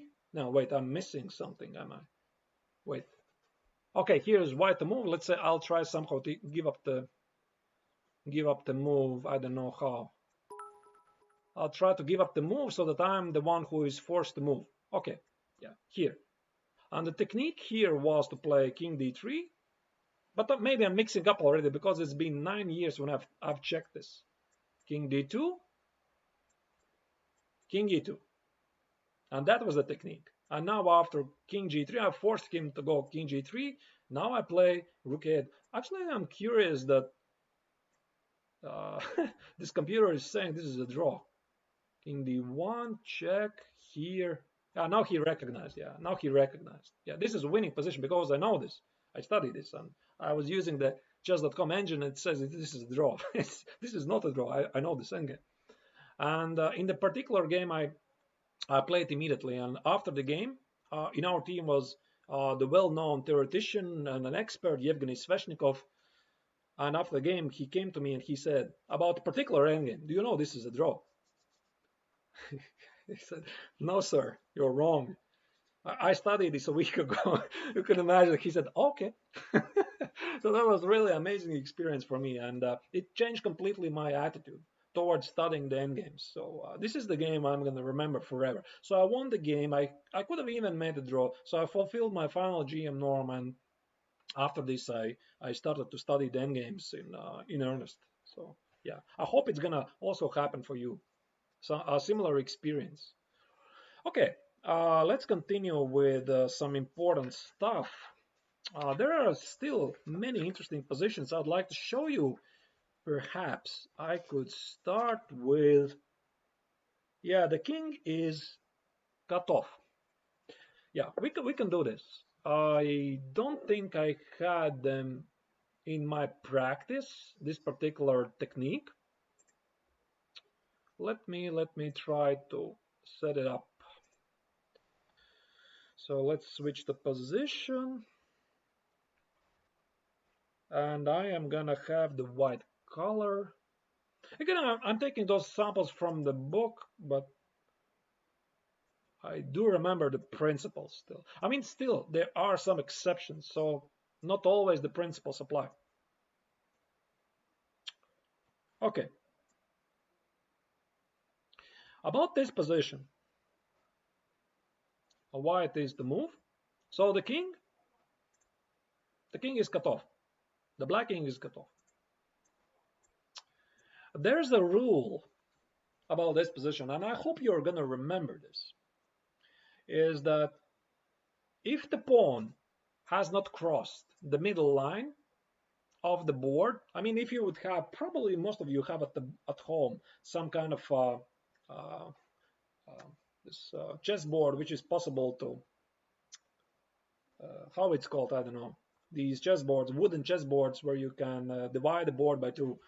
And it also signifies this medium line of the chessboard, the fourth and fifth rank. If the pawn has not crossed, yeah, fold, yeah, fold, if you fold the board. So obviously the board folds in the middle. If the pawn has not crossed the middle of the board, this is a draw. This is still a draw. How to do this? The way black is saving this position is giving the frontal checks. So for example, here I would try for white king b4, check, here, check, here, check, here. I would love to build the bridge. And if you're going to give me one move, c5, that's it. I'm done. I'm winning. After check, you have to go back. Check, check, check, check. There is no progress. But again, remember the principle. The pawn cannot go forward. So if you would do something like, I don't know, very inaccurate, king e7, for example. King e7, by the way, is still a draw, by the way. Yeah, because of the rook d8. Okay, that's a different technique, but I just wanted to show you the idea. Okay, maybe not king e7, but a careless move, king e5. Okay, king e5 is already losing. So king e5, c5. Let's say now we try to do the same, and that's it. You're missing one more line. You could not have allowed this for the pawn to cross the fold, where the board is folded, the medium of the board. So let's go back. Another typical mistake here, for example, check here, here, here. Let's say black plays rook c7, a waiting move. This is again a big mistake. Why is that? Because you don't have access to one more line. I go here, check, check, and while you're forced to go rook b8, I'm gonna play c5, build a bridge, and easily win the game. So the only way how you can draw this, okay, I stand corrected. Not the only way. Here is still this technique by playing king e7 at the right time. It might work. For example, not rook c8, but something like king e7. This is not something which I recommend because not always it will work. After, let's say, c5, rook d8, this is still a draw. Yeah, because you managed to build an opposition. Not always. Yeah, if the white player manages to build opposition first and you are the one to move, then you're losing. So you have to be really careful. So there is this technique available, but not always. So the best way to draw this for black is just to position the rook in front of the pawn, not allow to cross it the fourth rank. Do not risk it, and this is a draw. There's no way white can progress. So let's go for the next example. And the next example is going to be the king is cut off not by one line, by two. Let's set up the position. Okay. So we are going to have pretty much the same position. Okay, not exactly the same, but the idea is going to remain. So rook f1. We have cut off the king by two lines. And rook d8. And it doesn't matter who is the move, I think. So white is the move here. And in this particular position, white wins. How does it happen? Because again, you cannot go king c4. I mean, you can go, but I'm going to explain. You're going to be most likely forced back. And after king c4, check, king b5, here, here, here. Now it's very important maneuver. King b6, here, and rook d1. Here, king c7. We want to build a bridge, remember, we want to cross the middle of the board. Rook d5. Let's try to give some sideline checks. Now a very, very critical move. Rook e1. The king is cut off, and we reach a theoretically winning position. Might seem, okay, now I get it, right? I'll show you one more example. Very similar example, but this time the pawn is not going to be on e4, d4, it's going to be on e4. So again, they look the same, right? But the evaluation changes. And white is to move. Again, remember, we're having this position with one line moved to the left. So now white is to move. Again, we try to employ the same idea. So let's try this. Let me check it. Here, here, here, here, here. We want to cross the middle line. Remember, that is the big idea. You don't want to allow this if you are black. Here, here, rook e1. Let's try to employ the same technique.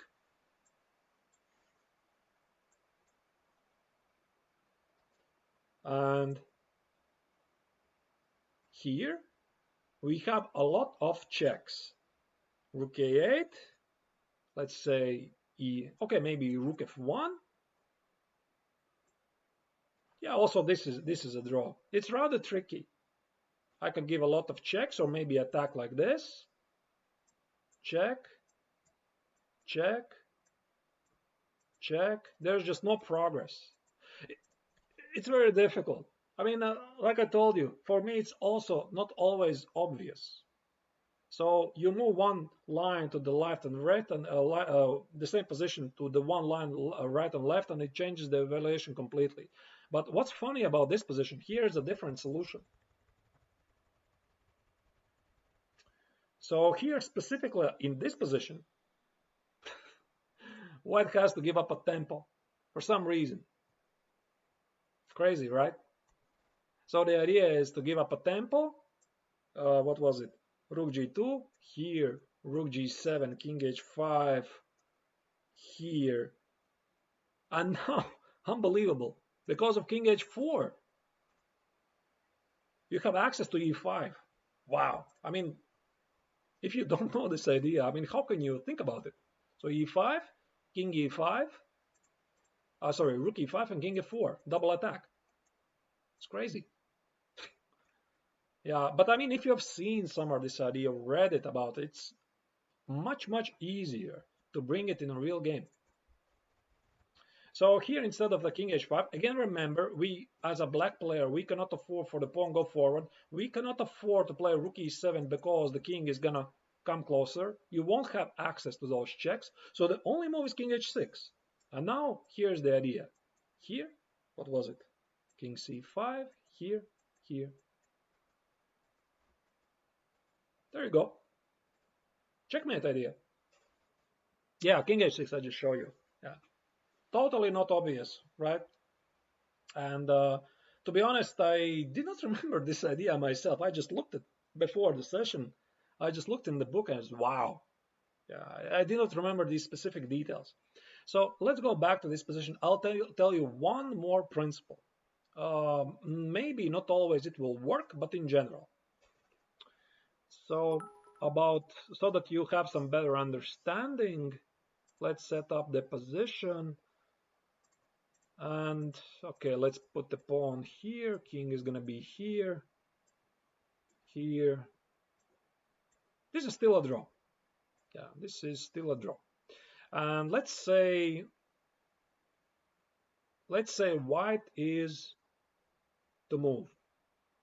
Typically here, doesn't matter. Is the black king cut off? No, it does matter. Is the king cut off by one line, like here, or was it before by two lines, 1 and 2? There is a rule, and maybe not always it will work, but in most cases, you have to keep as the black player the king on the 6th and the 5th rank. Never touch the rook. The rook has to be in front of the pawn. The king goes always king f5, king f6, king f5, king f6. Is it on g6? King g5, king g6. Why is that? Very valid question. If you won't remember it, well, you never know. I mean, we have this so-called intuition. What is our intuition? It's our subconscious knowledge. We have seen it somewhere. We have heard it somewhere. You don't remember it. How do you remember it? How to build a bridge? Do you remember specifically? I mean, you just know it, right? Or you've seen it somewhere. There's some checkmate pattern. You've seen it somewhere. That's the idea. It remains somewhere in your subconscious knowledge. You never know when it's gonna come out. So if you have seen it at least once in your lifetime, there is a good chance you're gonna remember it, or at least a pattern. at a later stage when it's going to be important for you. So here the idea for white. Let's say, okay, maybe the better idea was to put the king a bit further away. But okay, I wanted to show the idea. If you want to progress, we could position the rook on e4 to play king f5 and d5. Yeah, probably I'm going to put it. I'm going to put it very quickly with the king cut off by 2 lines. Pretty sure we already had something similar. Yeah, this position is going to be more accurate. And yeah, at least something. I mean, you'll get better. Yeah, thank you. Yeah, oh, Blitzstream, thank you. Yeah, so here the idea is why you want to put the king on the 6th and 5th rank. Let's say you are running towards g7. Now the idea is to play rook f4, position king c4. Let's say I'm doing nothing there. I'm just waiting for my doom. Check, check, check, check. The difference is this pawn is protected by the rook. That's a major difference. And this is why it's extremely important when your king is cut off. You have to keep the king on the 6th or 5th rank so that as soon as, let's say, as soon as white tries to protect his pawn, he tries for the pawn to cross the middle of the board. This is when you attack the rook. So that's the rule. Again, if you don't know this, it's going to be coin flip. You're going to be coin flipping all the time. You won't know exactly what's the difference. And obviously, when you're going to get closer, not cut off by 2 lines, but 1 line, even better. Yeah. So again, like I said before, I cannot remember, to be honest, all of those positions because pawn on d4, pawn on e4, cut off by 2 lines, which side, that side, pawn f pawn. I cannot remember all of them. I remember the principles. When I reached this position, I remember the principle. I remember the best technique for the defender. So king g6, king g5, for example, here. I remember what was the winning, at least try to win attempt for the stronger side. I remember where to position the rook. And then in an actual game, I see if it works. So yeah, I cannot remember everything. So that's what I believe most of the chess professionals, how they're approaching the hi there. Yeah, Blitzstream. Thank you that you're here. And this is how most of the chess professionals are approaching the game. They just remember the principles. They study the book, for example. Again, let me show you the Dvoretsky's Endgame manual. They study the book, and then in an actual endgame, they just remember the principle and how to execute it. So, for example, I just remembered. Yeah, I just remembered there was one tricky endgame I forgot to show you. I should have showed you. Yeah, it's I'm very happy that Blitzstream is watching me as well. It's a great channel. Thank you guys. Let me show you one more tricky example. One of the most important theoretical positions. Again, now that I think of, I've never had it in my own game. So let's position, I don't know, the king here, rook here. Doesn't matter. Okay, let's position not the rook here, but somewhere here. Doesn't matter. I should have mentioned this before when we were starting to show these triangles, long side, short side, which position to go. This is still a theoretical draw. Yeah, draw. Yeah, thank you, Ruslan. You recognize it's a draw. It's a draw. No, it's a draw. But if you would open Dvoretsky's Endgame manual, because I think so, this Endgame was covered. It's pages and pages and pages, something like 20 pages, something like that, trying to what is this? Wait a second. Trying to prove this technique. And one student of mine, who is now not a student but a GM himself, you think so you would lose? I don't know. If you'd remember the principles, I'm pretty sure you would hold. Not all of those 100 games. Maybe one of them you would lose, but you would hold most of them. And one of my students actually did some extensive analysis, and he told me that there are so many tricky ways, some triangulation and the way how white can try to win this. So he wrote pretty much almost a book about this endgame. So that, okay, that's great, that's great. But this is still just one endgame.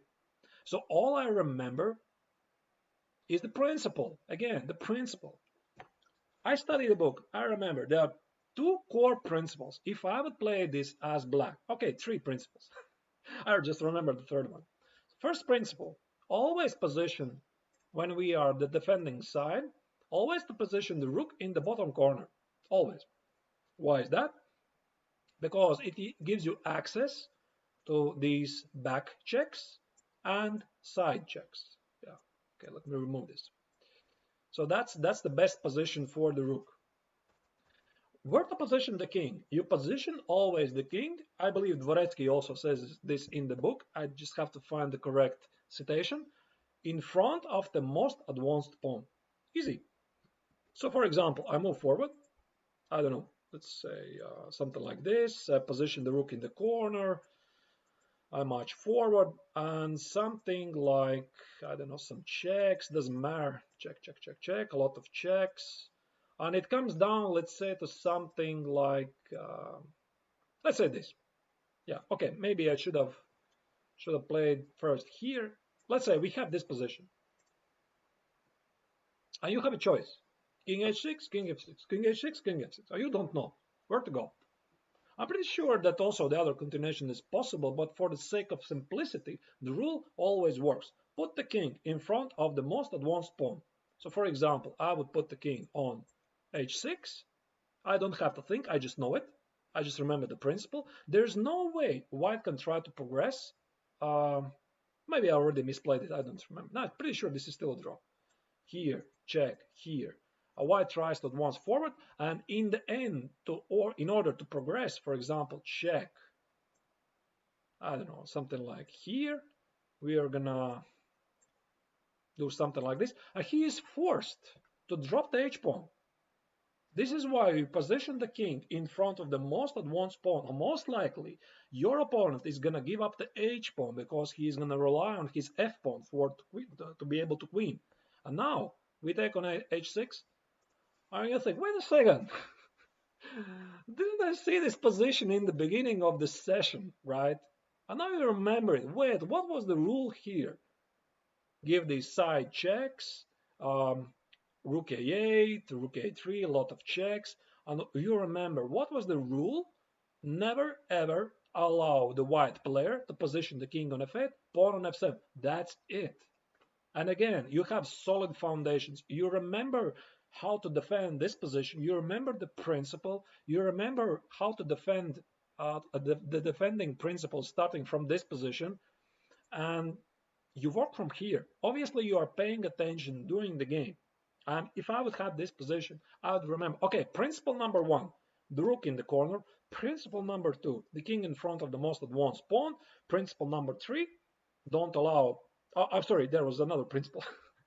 Don't allow for when your opponent is going to drop the h-pawn, don't allow him to position the king on f8, the pawn on f7 because it's losing. We covered this earlier, you remember this. If you were not here, I was talking about this earlier in my boot camp. And the final principle, if the king is cut off, your king is cut off to the last rank, most likely you're losing. Most likely, again, I won't say again 100%. There might be some exceptions. You can find these exceptions in the book, but the principle is this. You don't want to allow for your king to be cut off on the last rank. That's it. I don't need to study 30 pages because, I mean, it's fruitless completely. And I try to remember the principles. Okay, now I wanted to show you a very tricky endgame. Now, since we have started to look at more complex examples, yeah, let me start you with something basic. Perhaps we start with the basic and then we try to make it more difficult because we try to have a very solid foundation, and after that we try to gradually make it more difficult. Okay, so let me try to set up. It's going to be very important. This position. So let's switch off it's one of my favorites, which I usually start to show for my students. We're going to give a completely mirror position. Something like king g8, king g1. Not completely mirror, obviously, because then one of the sides is going to eat the rook. And now let's give the move for white. And what is so special about this position, right? So obviously we want to take the pawn. Now, the way I treat this position, again, it really depends. It depends where the pawn's standing at the king side, how far they are advanced. But at least I hope we'll try to get some ideas and some principles to better understand. The way I treat this position, I never ever recommend to go into passive defense because it's extremely risky. I won't say, of course, that Rook E8 loses. Maybe it's just enough for draw. And maybe because of the pawn on G2 and pawn on H3, this is still a draw. But the idea is like this. Exactly. Maybe not Rook B2, Rook B1 check and Rook A1. Maybe Rook B2. Rook B2 actually is, yeah, very accurate. Yeah, very accurate. You're right. But I could have had a position with maybe not 2 pawns, but 3 pawns. Right? And we are going to get there. And why not Rook A8? Because I will advance my king forward. You're gonna try to do the same with black, try to save the pawn. I might switch my attention to these pawns, and your rook is very passive. You want to play one game? I don't know. I mean, we'll see. We'll see how it will go because I have planned to devote all of the time for the training session, the boot camp. But maybe I'm not making any promises. You know about the playing games. I'm gonna do this on Sunday. What was the time? Yeah, I have my schedule published in my Twitch profile. You can check it. To be honest, I forgot. What time was it? Something like 4 p.m. GMT +3. I'm gonna play against viewers. So if you want, we can play, and you can challenge me then, and perhaps we can play.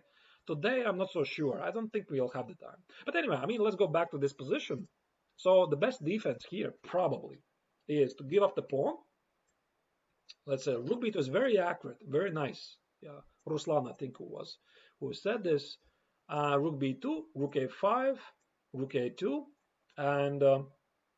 and try to position the defender rook behind the pawn. That's usually the best defense. And there's also one important principle. Magnus against Nakamura game. Which one? They played in Lindori's Abbey. I don't think so. No, I'm not gonna do this right now. No. I'm trying to show some theoretical position. Did they have a Rook Endgame? I think you refer to the Bishop Endgame, right? They played yesterday. Yeah.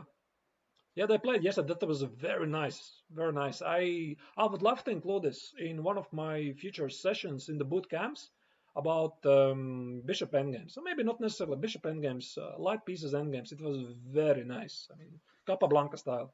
Yeah. If you have not seen it, I recommend you. Was it the first game? Yeah, the first game, I think. That was really nice.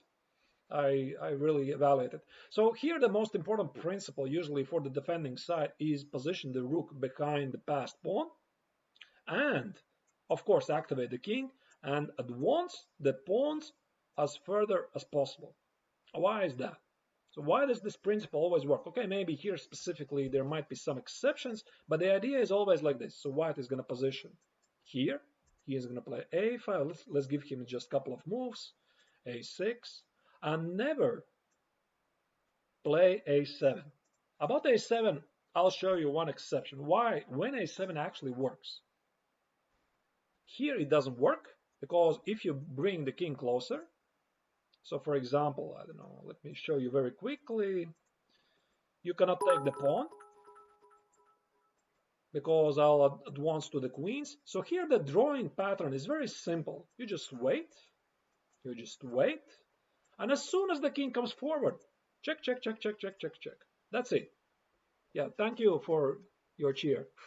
I appreciate it, really. Okay, so let's go back in this position.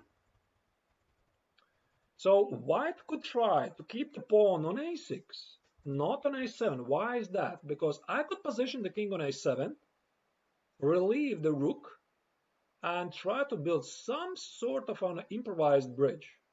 We remember some bridging ideas, but as soon as that happens, so let's say our opponent is gonna give a check, we are most likely drop some pawns. So for example, I don't know, king d3, I'm gonna take the pawn. So let's remove the rook from the corner, check here. I don't know, maybe not the most accurate thing. I want to build a bridge or try to move forward. So that is typically the idea. And why was this principle of moving the pawns forward, these pawns, as further as possible, why it was so important? Because let's say we position the pawn on a6, not on a7. Let's say I'm starting to run forward, maybe not like king f1. Let's try to do it like this: king h2, king g3, king f3. So the point is, I want these pawns to have as further advanced as possible, so that as soon as the king comes to help to this pawn, I can take this pawn, I can run back and organize very quickly a counterplay at the queen side. Actually, I've seen positions when very good GMs have lost this as white. You won't believe it. I mean, just overestimate their rising position and run something like, take the pawn, run forward, take here. Usually it's 3 versus 3, and somehow white misplays this and he can even lose this. Typically, this is a drawn endgame. About the pawn on a7, I wanted to show you one example. I think I have it. Let me put up. This is also a very important theoretical position. Let's say I'm gonna give you an a pawn. No, not pawn on a7. Let's say here. Here somehow you have managed to put the rook behind as a defender, and I have king here. This is a theoretical draw. Let's give one more pawn for white. This one. Still a draw. Nothing changes. Let's move the pawn here. Still a draw? I think so, actually. I have to think. I think this is still a draw. Yeah, I should have probably moved the pawn on a6. But with the pawn on f3, now we win this position quite easily. So let's say we are waiting. We can safely. I'm sorry. My apologies. My apologies. I mixed up. Yeah, my apologies. I was thinking about this pawn on a7. Yeah, I just mixed up because these positions are so similar. Yeah, I was referring about this position. So this position is still a draw. With the pawn on g2, this is still a draw. Let me show you. So g4, g5, g6, you cannot take because I give you a check and I advance my pawn to queens. And king g7, you just wait and do nothing. Wait and do nothing, do nothing. And as soon as the king runs forward for the rook, try to relieve it from his duties. You give a lot of checks and easily make a draw. Yes, this is a draw. Yeah, Bozy, you're right. But let's go back to this position. And we have the same position with the pawn, let's say, here. Here, the rook is going to be behind. And we have f-pawn. Now, this is winning. Why is that? Because we play forward. Black does nothing. He is waiting. We run forward, forward. And there is no way to escape. And this is, again, very simple. But, again, one of those solid foundations on which is built a part of this type of endgames. You cannot take on f6 because I give you a check and a queen. You cannot go king h7 because I go forward. And you cannot go king f7 because I play rook h8, rook h7, I take the rook. Very, very important. Now, let me show you one example. Pretty sure it was here. Yeah, here it is. So that you understand it more deeply.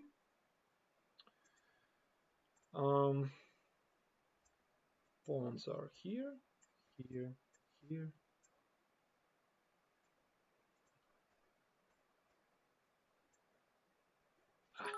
King on g7.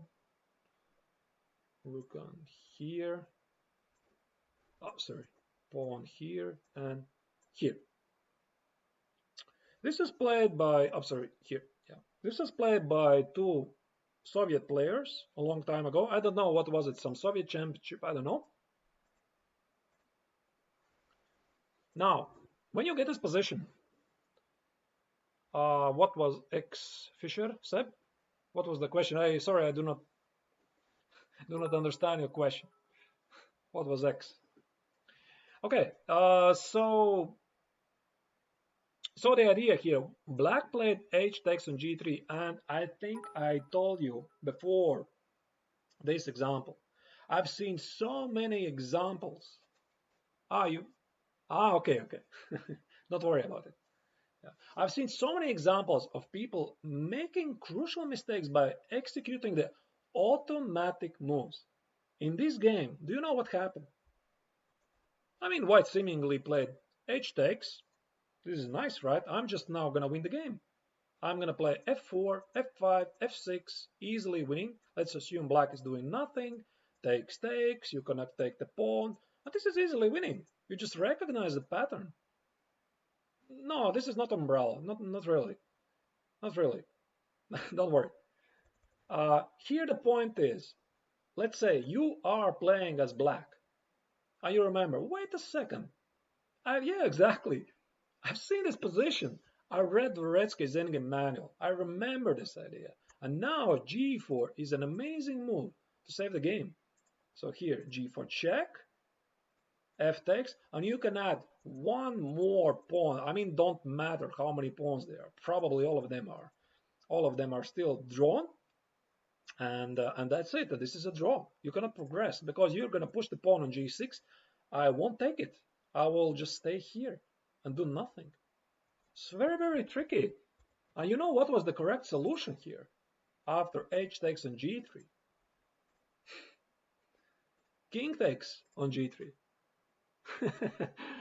Everyone is a big master when he has access to Dvoretsky's Endgame manual. He was the great master. I'm just trying to replicate something of his. I mean, okay, I do know quite a lot about endgames. I've studied the book, so thank you.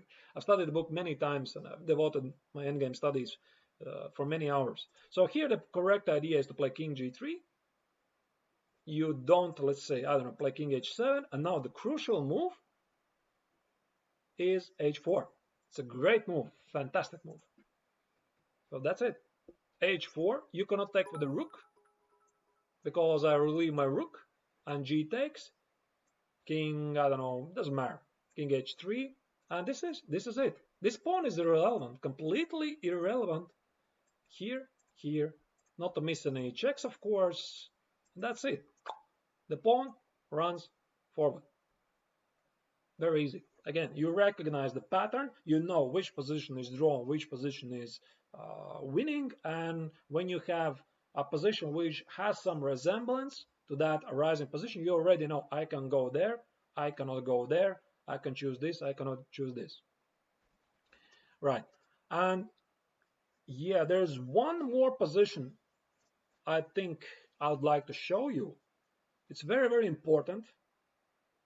I mean, all of the Rook Endgames positions are extremely important, and I'm pretty sure that Dvoretsky's Endgame manual doesn't cover all of them.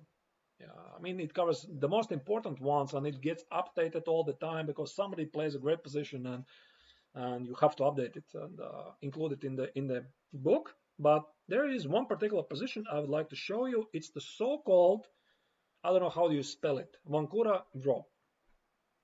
Let me show you it.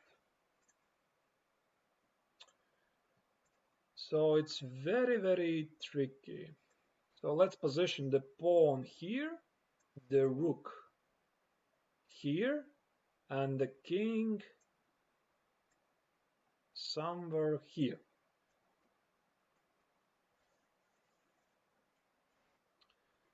Now black is to move. Again, you might remember, wait a second, man, this is easy draw, right? It's not like that. I mean, if the pawn is on a7, I agree. You just do nothing. You wait for the king to come closer and give a lot of checks. This is easy stuff. But White is not going to do this. He's going to try to advance forward. And let's assume you are running with a king. A7 is still an easy draw. You go back. You are avoiding this idea. This is the big idea. But after king f7 and king e4, you are forced to go back. Why is that? Because king e7, now you lose on the spot. a7, that's it. And rook h8, rook h7 is winning on the spot immediately. And you don't manage either to run here or run back to the g7. You cannot do the same things at the same time. And you're losing on the spot here. So the correct continuation here. How many of you know this? I'm curious, actually. Instead of the... Maybe I already spoiled you with the title of the technique. How many of you know this? You knew, but do you still know how to play here with black? I mean, what is the best defense for black? This is a draw. And let's say you reach this position, or you have the opportunity in an actual game, in one of the lines, to go for this. So how do you play here for black? This is a draw. Yeah, I just show you how to lose. Rook e1, rook e6. Rook e1, rook e6 is not so easy. Maybe it's... Okay, this is tricky. So here is very paradoxical solution. Rook a4 is not going to help you. Rook a4, I'm just going to bring the king closer. So I'm sorry. Rook a4, I just bring the king here. It's not going to help you anyway. Rook f1 infinity checks. That's an interesting idea. So I give you a check, and that's it. Now I try to run here, here, here, relieve the rook of his duties, and try to promote my pawn. It's not winning. Check from the side. That's interesting. We can go this. Let's say give a check. Check. Not so many checks here. And as soon as we leave this back of the pawn, the white rook is gonna go outside. We cannot allow this. We cannot allow for the white rook to leave his position on a8. Checks on f file. Not really. Not really. Okay. I'll show you. I'll show you. You just have to remember the technique. It might, in some occasions, have some differences, but the idea always remains the same. So here you give a check, king e4, and rook f6. This is crazy. Who would have thought that you don't have to keep the rook behind the pawn? This is a huge exception. And if you don't know this, you're going to lose, I guarantee you. So how to progress here for white? So let's say white is trying to advance forward to the pawn. We are waiting. I know this is the most difficult stuff. I mean, you are moving the king further away from the pawn. But in reality, the white rook can never escape the corner. So let's say he is waiting, you are waiting. King h7, king g7, king h7, king g7. So we are still waiting. We can position the rook on g6, by the way, if you want. But okay, for the sake of simplicity, let's put it back on g7. And as soon as the king touches the pawn, he wants to relieve his rook of his duties from a8. I want to play rook c8, rook c6, and march the pawn to queens. This is the moment when you have to give these side checks. For example, check, check, a lot of checks, a lot of checks. And now you wait. Do nothing. You don't have to give a check if you don't want to. I mean, you probably can, still can. Now you just wait. Let's say here, and rook b6. Very, very accurate. If white, at any given moment, he pushes forward the pawn, he plays something like a7, we switch to a different technique. We don't need this Vancura draw anymore. We just position the rook here, we wait for the king to come closer for the pawn and give a lot of checks. So white is going to try to keep this on a6 on as long as possible. So he's going to try to somehow remove his rook from a8. He wants to position somewhere on d6, but there's no way he can do this. So again, let's go back. There's just no way. So rook f1. Okay, king f7, I'm not so sure. So rook f1 here and rook f6. This is how you're keeping the rook imprisoned. So maybe rook a7 check, doesn't change anything. Maybe king h6, king g6, I don't think it really matters. Here we are waiting. Here we are waiting. We are waiting. And as soon as he is ready to touch the pawn, check. Check, check, check, check, check. Make a lot of checks. He has nowhere to hide. That's his problem. I hope I explained to you. You had this with board reverse, you couldn't find it. Okay, I see. It can be tricky. Yeah, definitely. So don't be too hard on yourself. So actually, before I studied this endgame, I also didn't know this. I vaguely knew the idea, but if you would ask me in a very tense game after playing for something like 5 hours in cold blood to play rook f1, rook f6, that's a great master. I can tell you that because even very good experienced grandmasters after a long game, it can be difficult to compute that this is the moment when you have to switch for the Vancura draw. And I'm going to show you a very rook e1, rook e6. Are you sure? Here, you mean here? But this gives white the opportunity to remove the rook. I'm sorry, not on e8, obviously, but on d8, rook a8, and rook d6. Probably this is still a draw. Yeah, still a draw, but you don't want to let out the rook from the corner. So that is the big idea. You want to keep it there.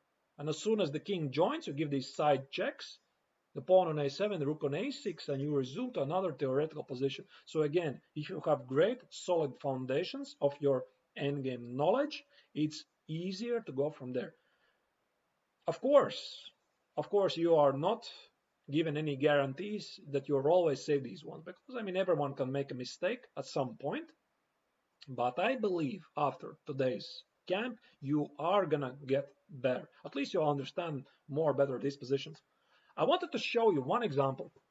Since we talked about Carlsen against Aronian, there's another Carlsen against Aronian. These guys are great. They're producing a lot of theoretical positions. So I'll show you a game between them where Aronian managed to save the game. Let me try to find it. Okay. Okay, obviously not from the beginning. It was a very long, tense game. And it was some sort of untypical endgame. For example, if you would ask me as a grandmaster how to evaluate this position, I don't know. I cannot tell you immediately. I would have to think. Probably white has good chances to win, but to put my hand on my heart and say, okay, this is easily winning for white, I cannot say that. Yeah. So the game was progressed this way. So Magnus Carlsen was playing with white. Levon Aronian was playing with black. They played it in Sinkfield Cup 2014. So it was a classical tournament at the highest level. Still, they made mistakes. You're going to see. So, okay, here we go. So h5, very clever defense. I'm pretty sure that Aronian already recognized the position. Carlsen even better than that because he's super good at endgames.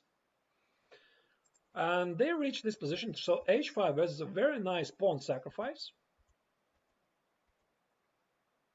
But still, this position is losing.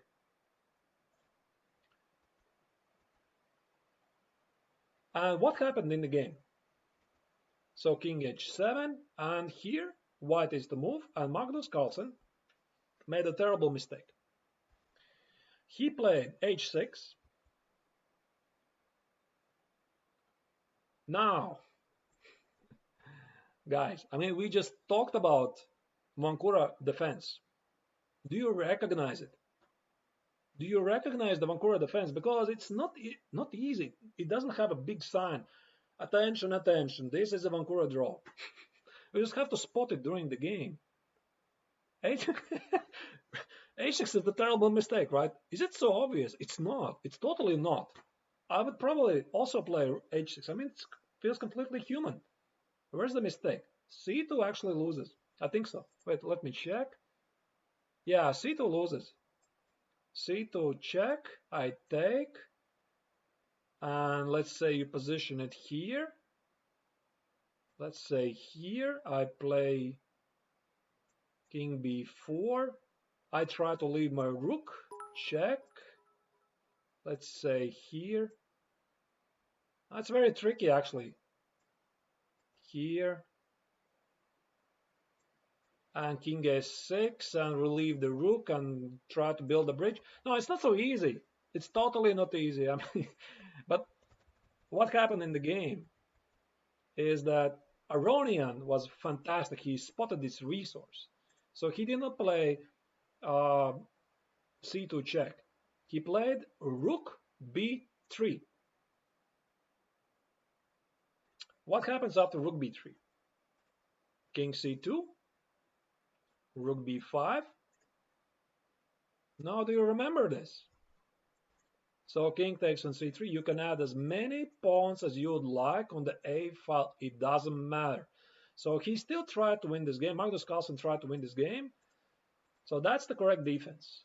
Yeah, you see this. So as soon as the king, the white king, touches the a pawn, he wants to relieve his rook. Black gives a lot of checks. And again, very, very precise defense. So Carlsen tried really for a long time. But I'm pretty sure as soon as he saw rook b3 or rook b5, he knew this is a draw. Because he also recognized that he is super trained in endgames and he knew this is a draw, but yet, of course, he tried to make this work. And now that I think about this, why didn't try to relieve the rook? Something like here. Actually, I'm not so sure. Rook a3 and a6. Yeah, this is actually rather tricky because, again, chess.com's engine says this is easily winning for white, but I'm pretty sure it's not like that. There might be just no way to progress for the white king. It's paradoxical, right? You cannot take the pawn. I'm going to take this one. You cannot march forward. Let's say king c, I don't know, which side is it to move? a6.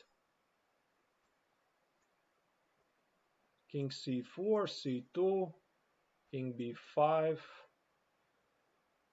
Yeah, okay. I'll tell you honestly. Yeah, he doesn't understand it. He sees it's 2 pawns and he says it's winning. But again, I won't promise that it's easy draw. But still, the best try here for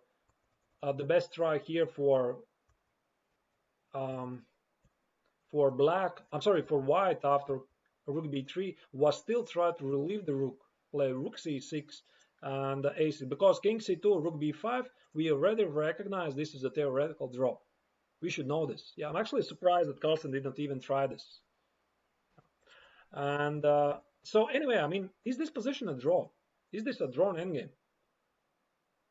This is winning actually for white, and white had to understand that the best move here was king c2. That's an amazing move. Not to allow the Vancura draw to be enforced. It's crazy, right? So something like here. Now he could play h6, march forward, and black is just running out of the moves. And now white easily wins. Rook b7, rook b8, queen the pawn, and thus score a very important victory. Already playing c2 instead of king h7. Let me check. Which move was it? Well, let me go back. Yeah, so this is a theoretical draw. Very important. You mean here instead of the king h7, right? I understand correctly. Instead of king h7, play c2. Yeah, but the thing is, you won't manage to put in time the rook on the 5th rank. So that would be the idea. If you manage to put the rook on the 5th rank, that would be a draw. Now I'm threatening to give you a check and play a6. So this, I believe, this is why Aronian actually played. This is why he played this king h7, not to allow this check and a6. So for example, c2, king c2, maybe now king h7. Now that would be super smart. Yeah, maybe, I don't know, so something like h6. And I wait here, king b3, check. If I manage again to put the rook here, this is a draw, but I might not have access to that. Check, check, here. Ah, okay, now this is a draw. No, it's not. Now it's king b6. Okay. Again, I hope I won't say anything wrong, because it might very easily at some moment to switch from a drawn position to a winning position, from winning position to drawn position. And even if I'm grandmaster and sometimes I'm looking at the position, it's not obvious. It's not. I mean, so I try to remember those principles, and I hope they work. But again, yeah, it is insane. But okay, I mean, if you've studied this and you remember the idea, it's easier for you. So this Vancura draw, it's very crucial, because otherwise you would be losing those endgames. Yeah, so let me check what else I wanted to do here. Okay, since we wanted to do crazy positions, there's one more crazy position I'd like to show you, because now we are really doing quite difficult stuff. It was quite easy in the beginning, and now it's gonna be complex. Now I'm gonna show you. I'll try to find it. Which position was it? There are many interesting and oh, I lost it. Where did I lose it? Wait a second. Ah, okay, I found it. I had written it down, page 203. Yeah, Dvoretsky's Endgame manual. This is what I use. It's my Bible. I've used it for many years, and the best purchase ever. So, okay, I'll put you this position, and this is going to be the final position. Obviously, I'm going to return to the Rook Endgames at some point. In terms of theory, some endgames, maybe. Yeah, I'm not so sure about the Stockfish or the Leela or Commodore, the other great engines. Yeah, they change. They change, especially when you have written the book, let's say in 1980s, 1990s, and the book says, okay, this is unplayable, this is losing, stuff like that. And you switch on the engine, a table base, it shows you some great ideas which nobody knew about. Yeah, about those relevations. This is the position I would like to show you. There was a relevation some years ago. Yeah, okay, let me put the position.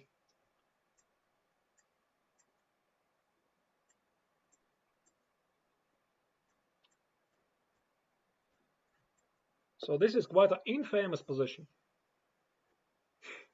Infamous in terms that everybody probably has had it. The king on a3, king on f6, and rook on a2. Guys, do you remember this position? I don't know, I've had it dozens of times. It's a classic. Give up the pawn, put the rook behind, be active. And you know about this position. How many pages does Dvoretsky's Endgame manual have on it? I'll tell you. Okay. Still continuing.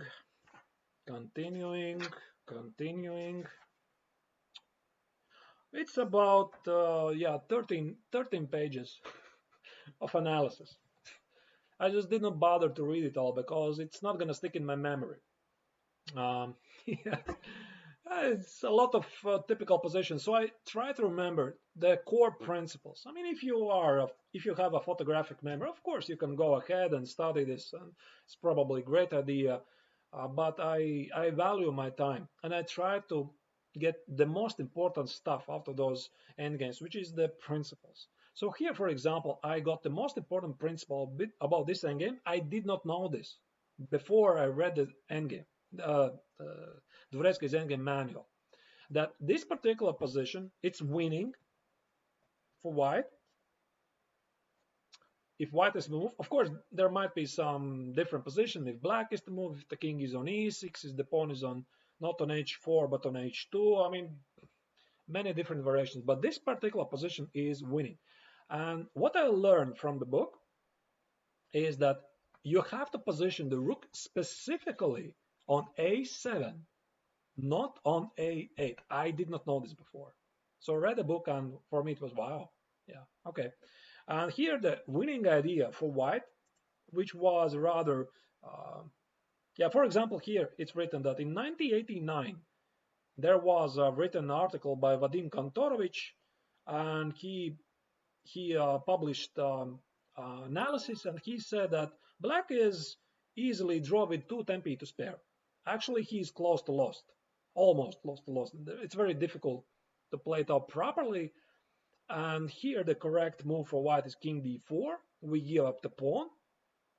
One of the reasons why we position the rook on the 7th rank is that in some occasions we want to take this pawn as quickly as possible. So this is why it has to be on a7, not on a8. So king d4, take, rook c7, rook a2, a7. Again, I would assume if the king runs somewhere here that you have access to take this pawn. Rook a2, a7, king f5. There's very deep analysis. And back then in 1989, there was analysis which involved rook takes on f7. I mean, you have to give credit to these guys because they were working without an engine, without computers. And what, 30 years ago? And there was found an improvement that instead of the rook takes on f7, white plays king c4. And that was the revelation some time ago. I think it was Steckner. What was his first name? Steckner, what was the first name? Johannes Steckner, a Swiss player. Yeah, so you have to give him a lot of credit. He found this solution. Maybe something has changed in the last couple of years, not that I know of. So the idea is after king c4, where was it? There's so many analysis. Yeah, king c4, king c4, king g4, and king b3. And this is the big idea.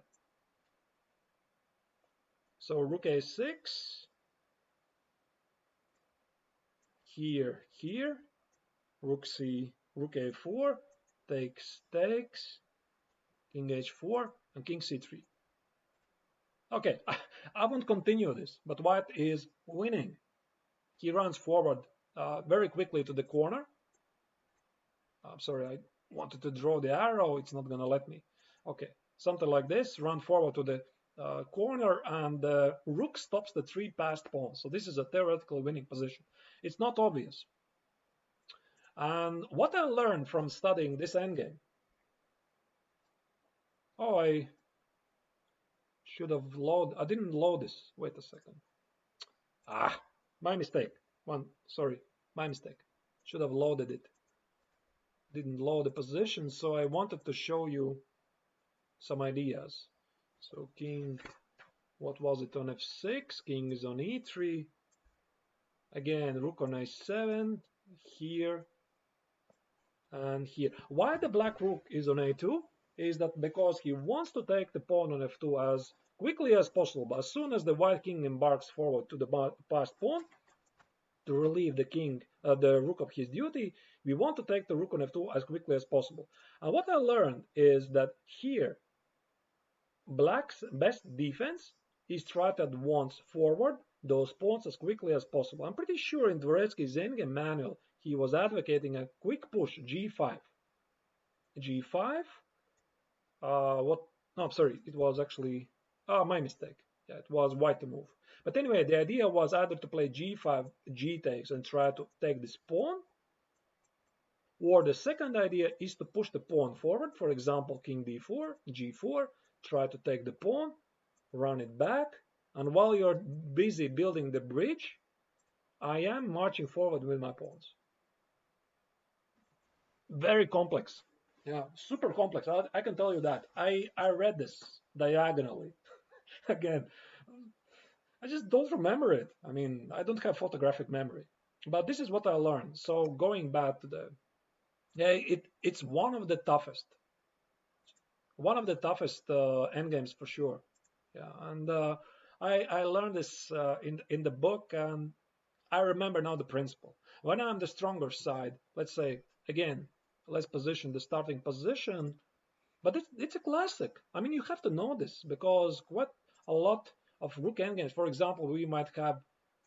Uh, I started with something similar. Let me put something like this. Let's put three pawns each side. King here, rook here. I showed you a similar example, you might remember. Rook here, and the white is to move. So for example, I mean, we have some practical example, and again, Dvoretsky's Endgame Manual, great book. So if white is to move, we play here. Again, if black goes passive, it's a slightly risky choice. We want to advance forward, but when we are already thinking at the more advanced level, we are thinking, wait a second, if I will advance my king forward, my opponent is gonna advance his pawns at the king side, and then probably try to activate his rook and put it behind the pawn and sacrifice the pawn on a5, right? We know this also works vice versa. So I'm thinking this as a white player. Probably I want to first advance my own pawns as far as possible. So for example, I'm going to do something like this, h4. Or maybe not h4. Let's start with g4. That would be really smart. So black is doing nothing. He's waiting. He's waiting. I put the pawn on g5. And as soon as I start running towards the pawn, black will probably realize at some point that he is losing the pawn. Because king b5, king b6 is incoming, and he will want to go to active defense. And this is the moment when you realize that you advanced your pawn so much further so that they would stop actually your opponent to do the same. It's very, very difficult and complex. So for example, we have the starting position, and let's say we are doing this. Our opponent is sacrificing the pawn, putting it immediately on the second rank so that he is targeting the pawn here. Takes. We have to position the rook on the behind the pawn, because let's say if you're doing something different, we just let the rook out. So theoretically, I think there are three types of rook endgames with the passed pawn. The best one for the stronger side is to put the rook behind the passed pawn. So the white rook belongs here. If you cannot do this, the second best is putting as a side. So for example, rook b5 and a5. And if you have nothing better, then you have to put the rook in front of the pawn, march it to a6, and show this very advanced technique. And for example, here, h5, I wouldn't actually play this, I think. So here maybe I would play, no, h5 is still fine. No, sorry. I mistakenly played this. So for example, let's say white pushes immediately rook a8, and we start marching the pawns forward. g5, let's say h3, h5. Let's bring the king out. f5 here. And as soon as the king runs forward, we are ready to take. We are ready to come back and organize our own passed pawn at the king side. So it's simple as that. Hi, hello, yo. Hi. So it's as simple as that. And let's imagine if we were the other side, if we were the white player, and our opponent now plays rook b4. So again, I would suggest to avoid any passive defense. We go active, we sacrifice the pawn. We'll put the rook behind. And let's say he automatically plays rook a1, a4, a3, a2. We advance forward the pawns. Advance forward the pawns. Advance forward the pawns. And when the king comes to help the pawn, we give a lot of checks. Maybe here it's not exactly necessary. Okay, let's push one more pawn. King here. We are doing nothing here. And now we are gladly taking. Yeah, no, he cannot even make it on time. Again, march forward, everything you got. So it's as simple as that.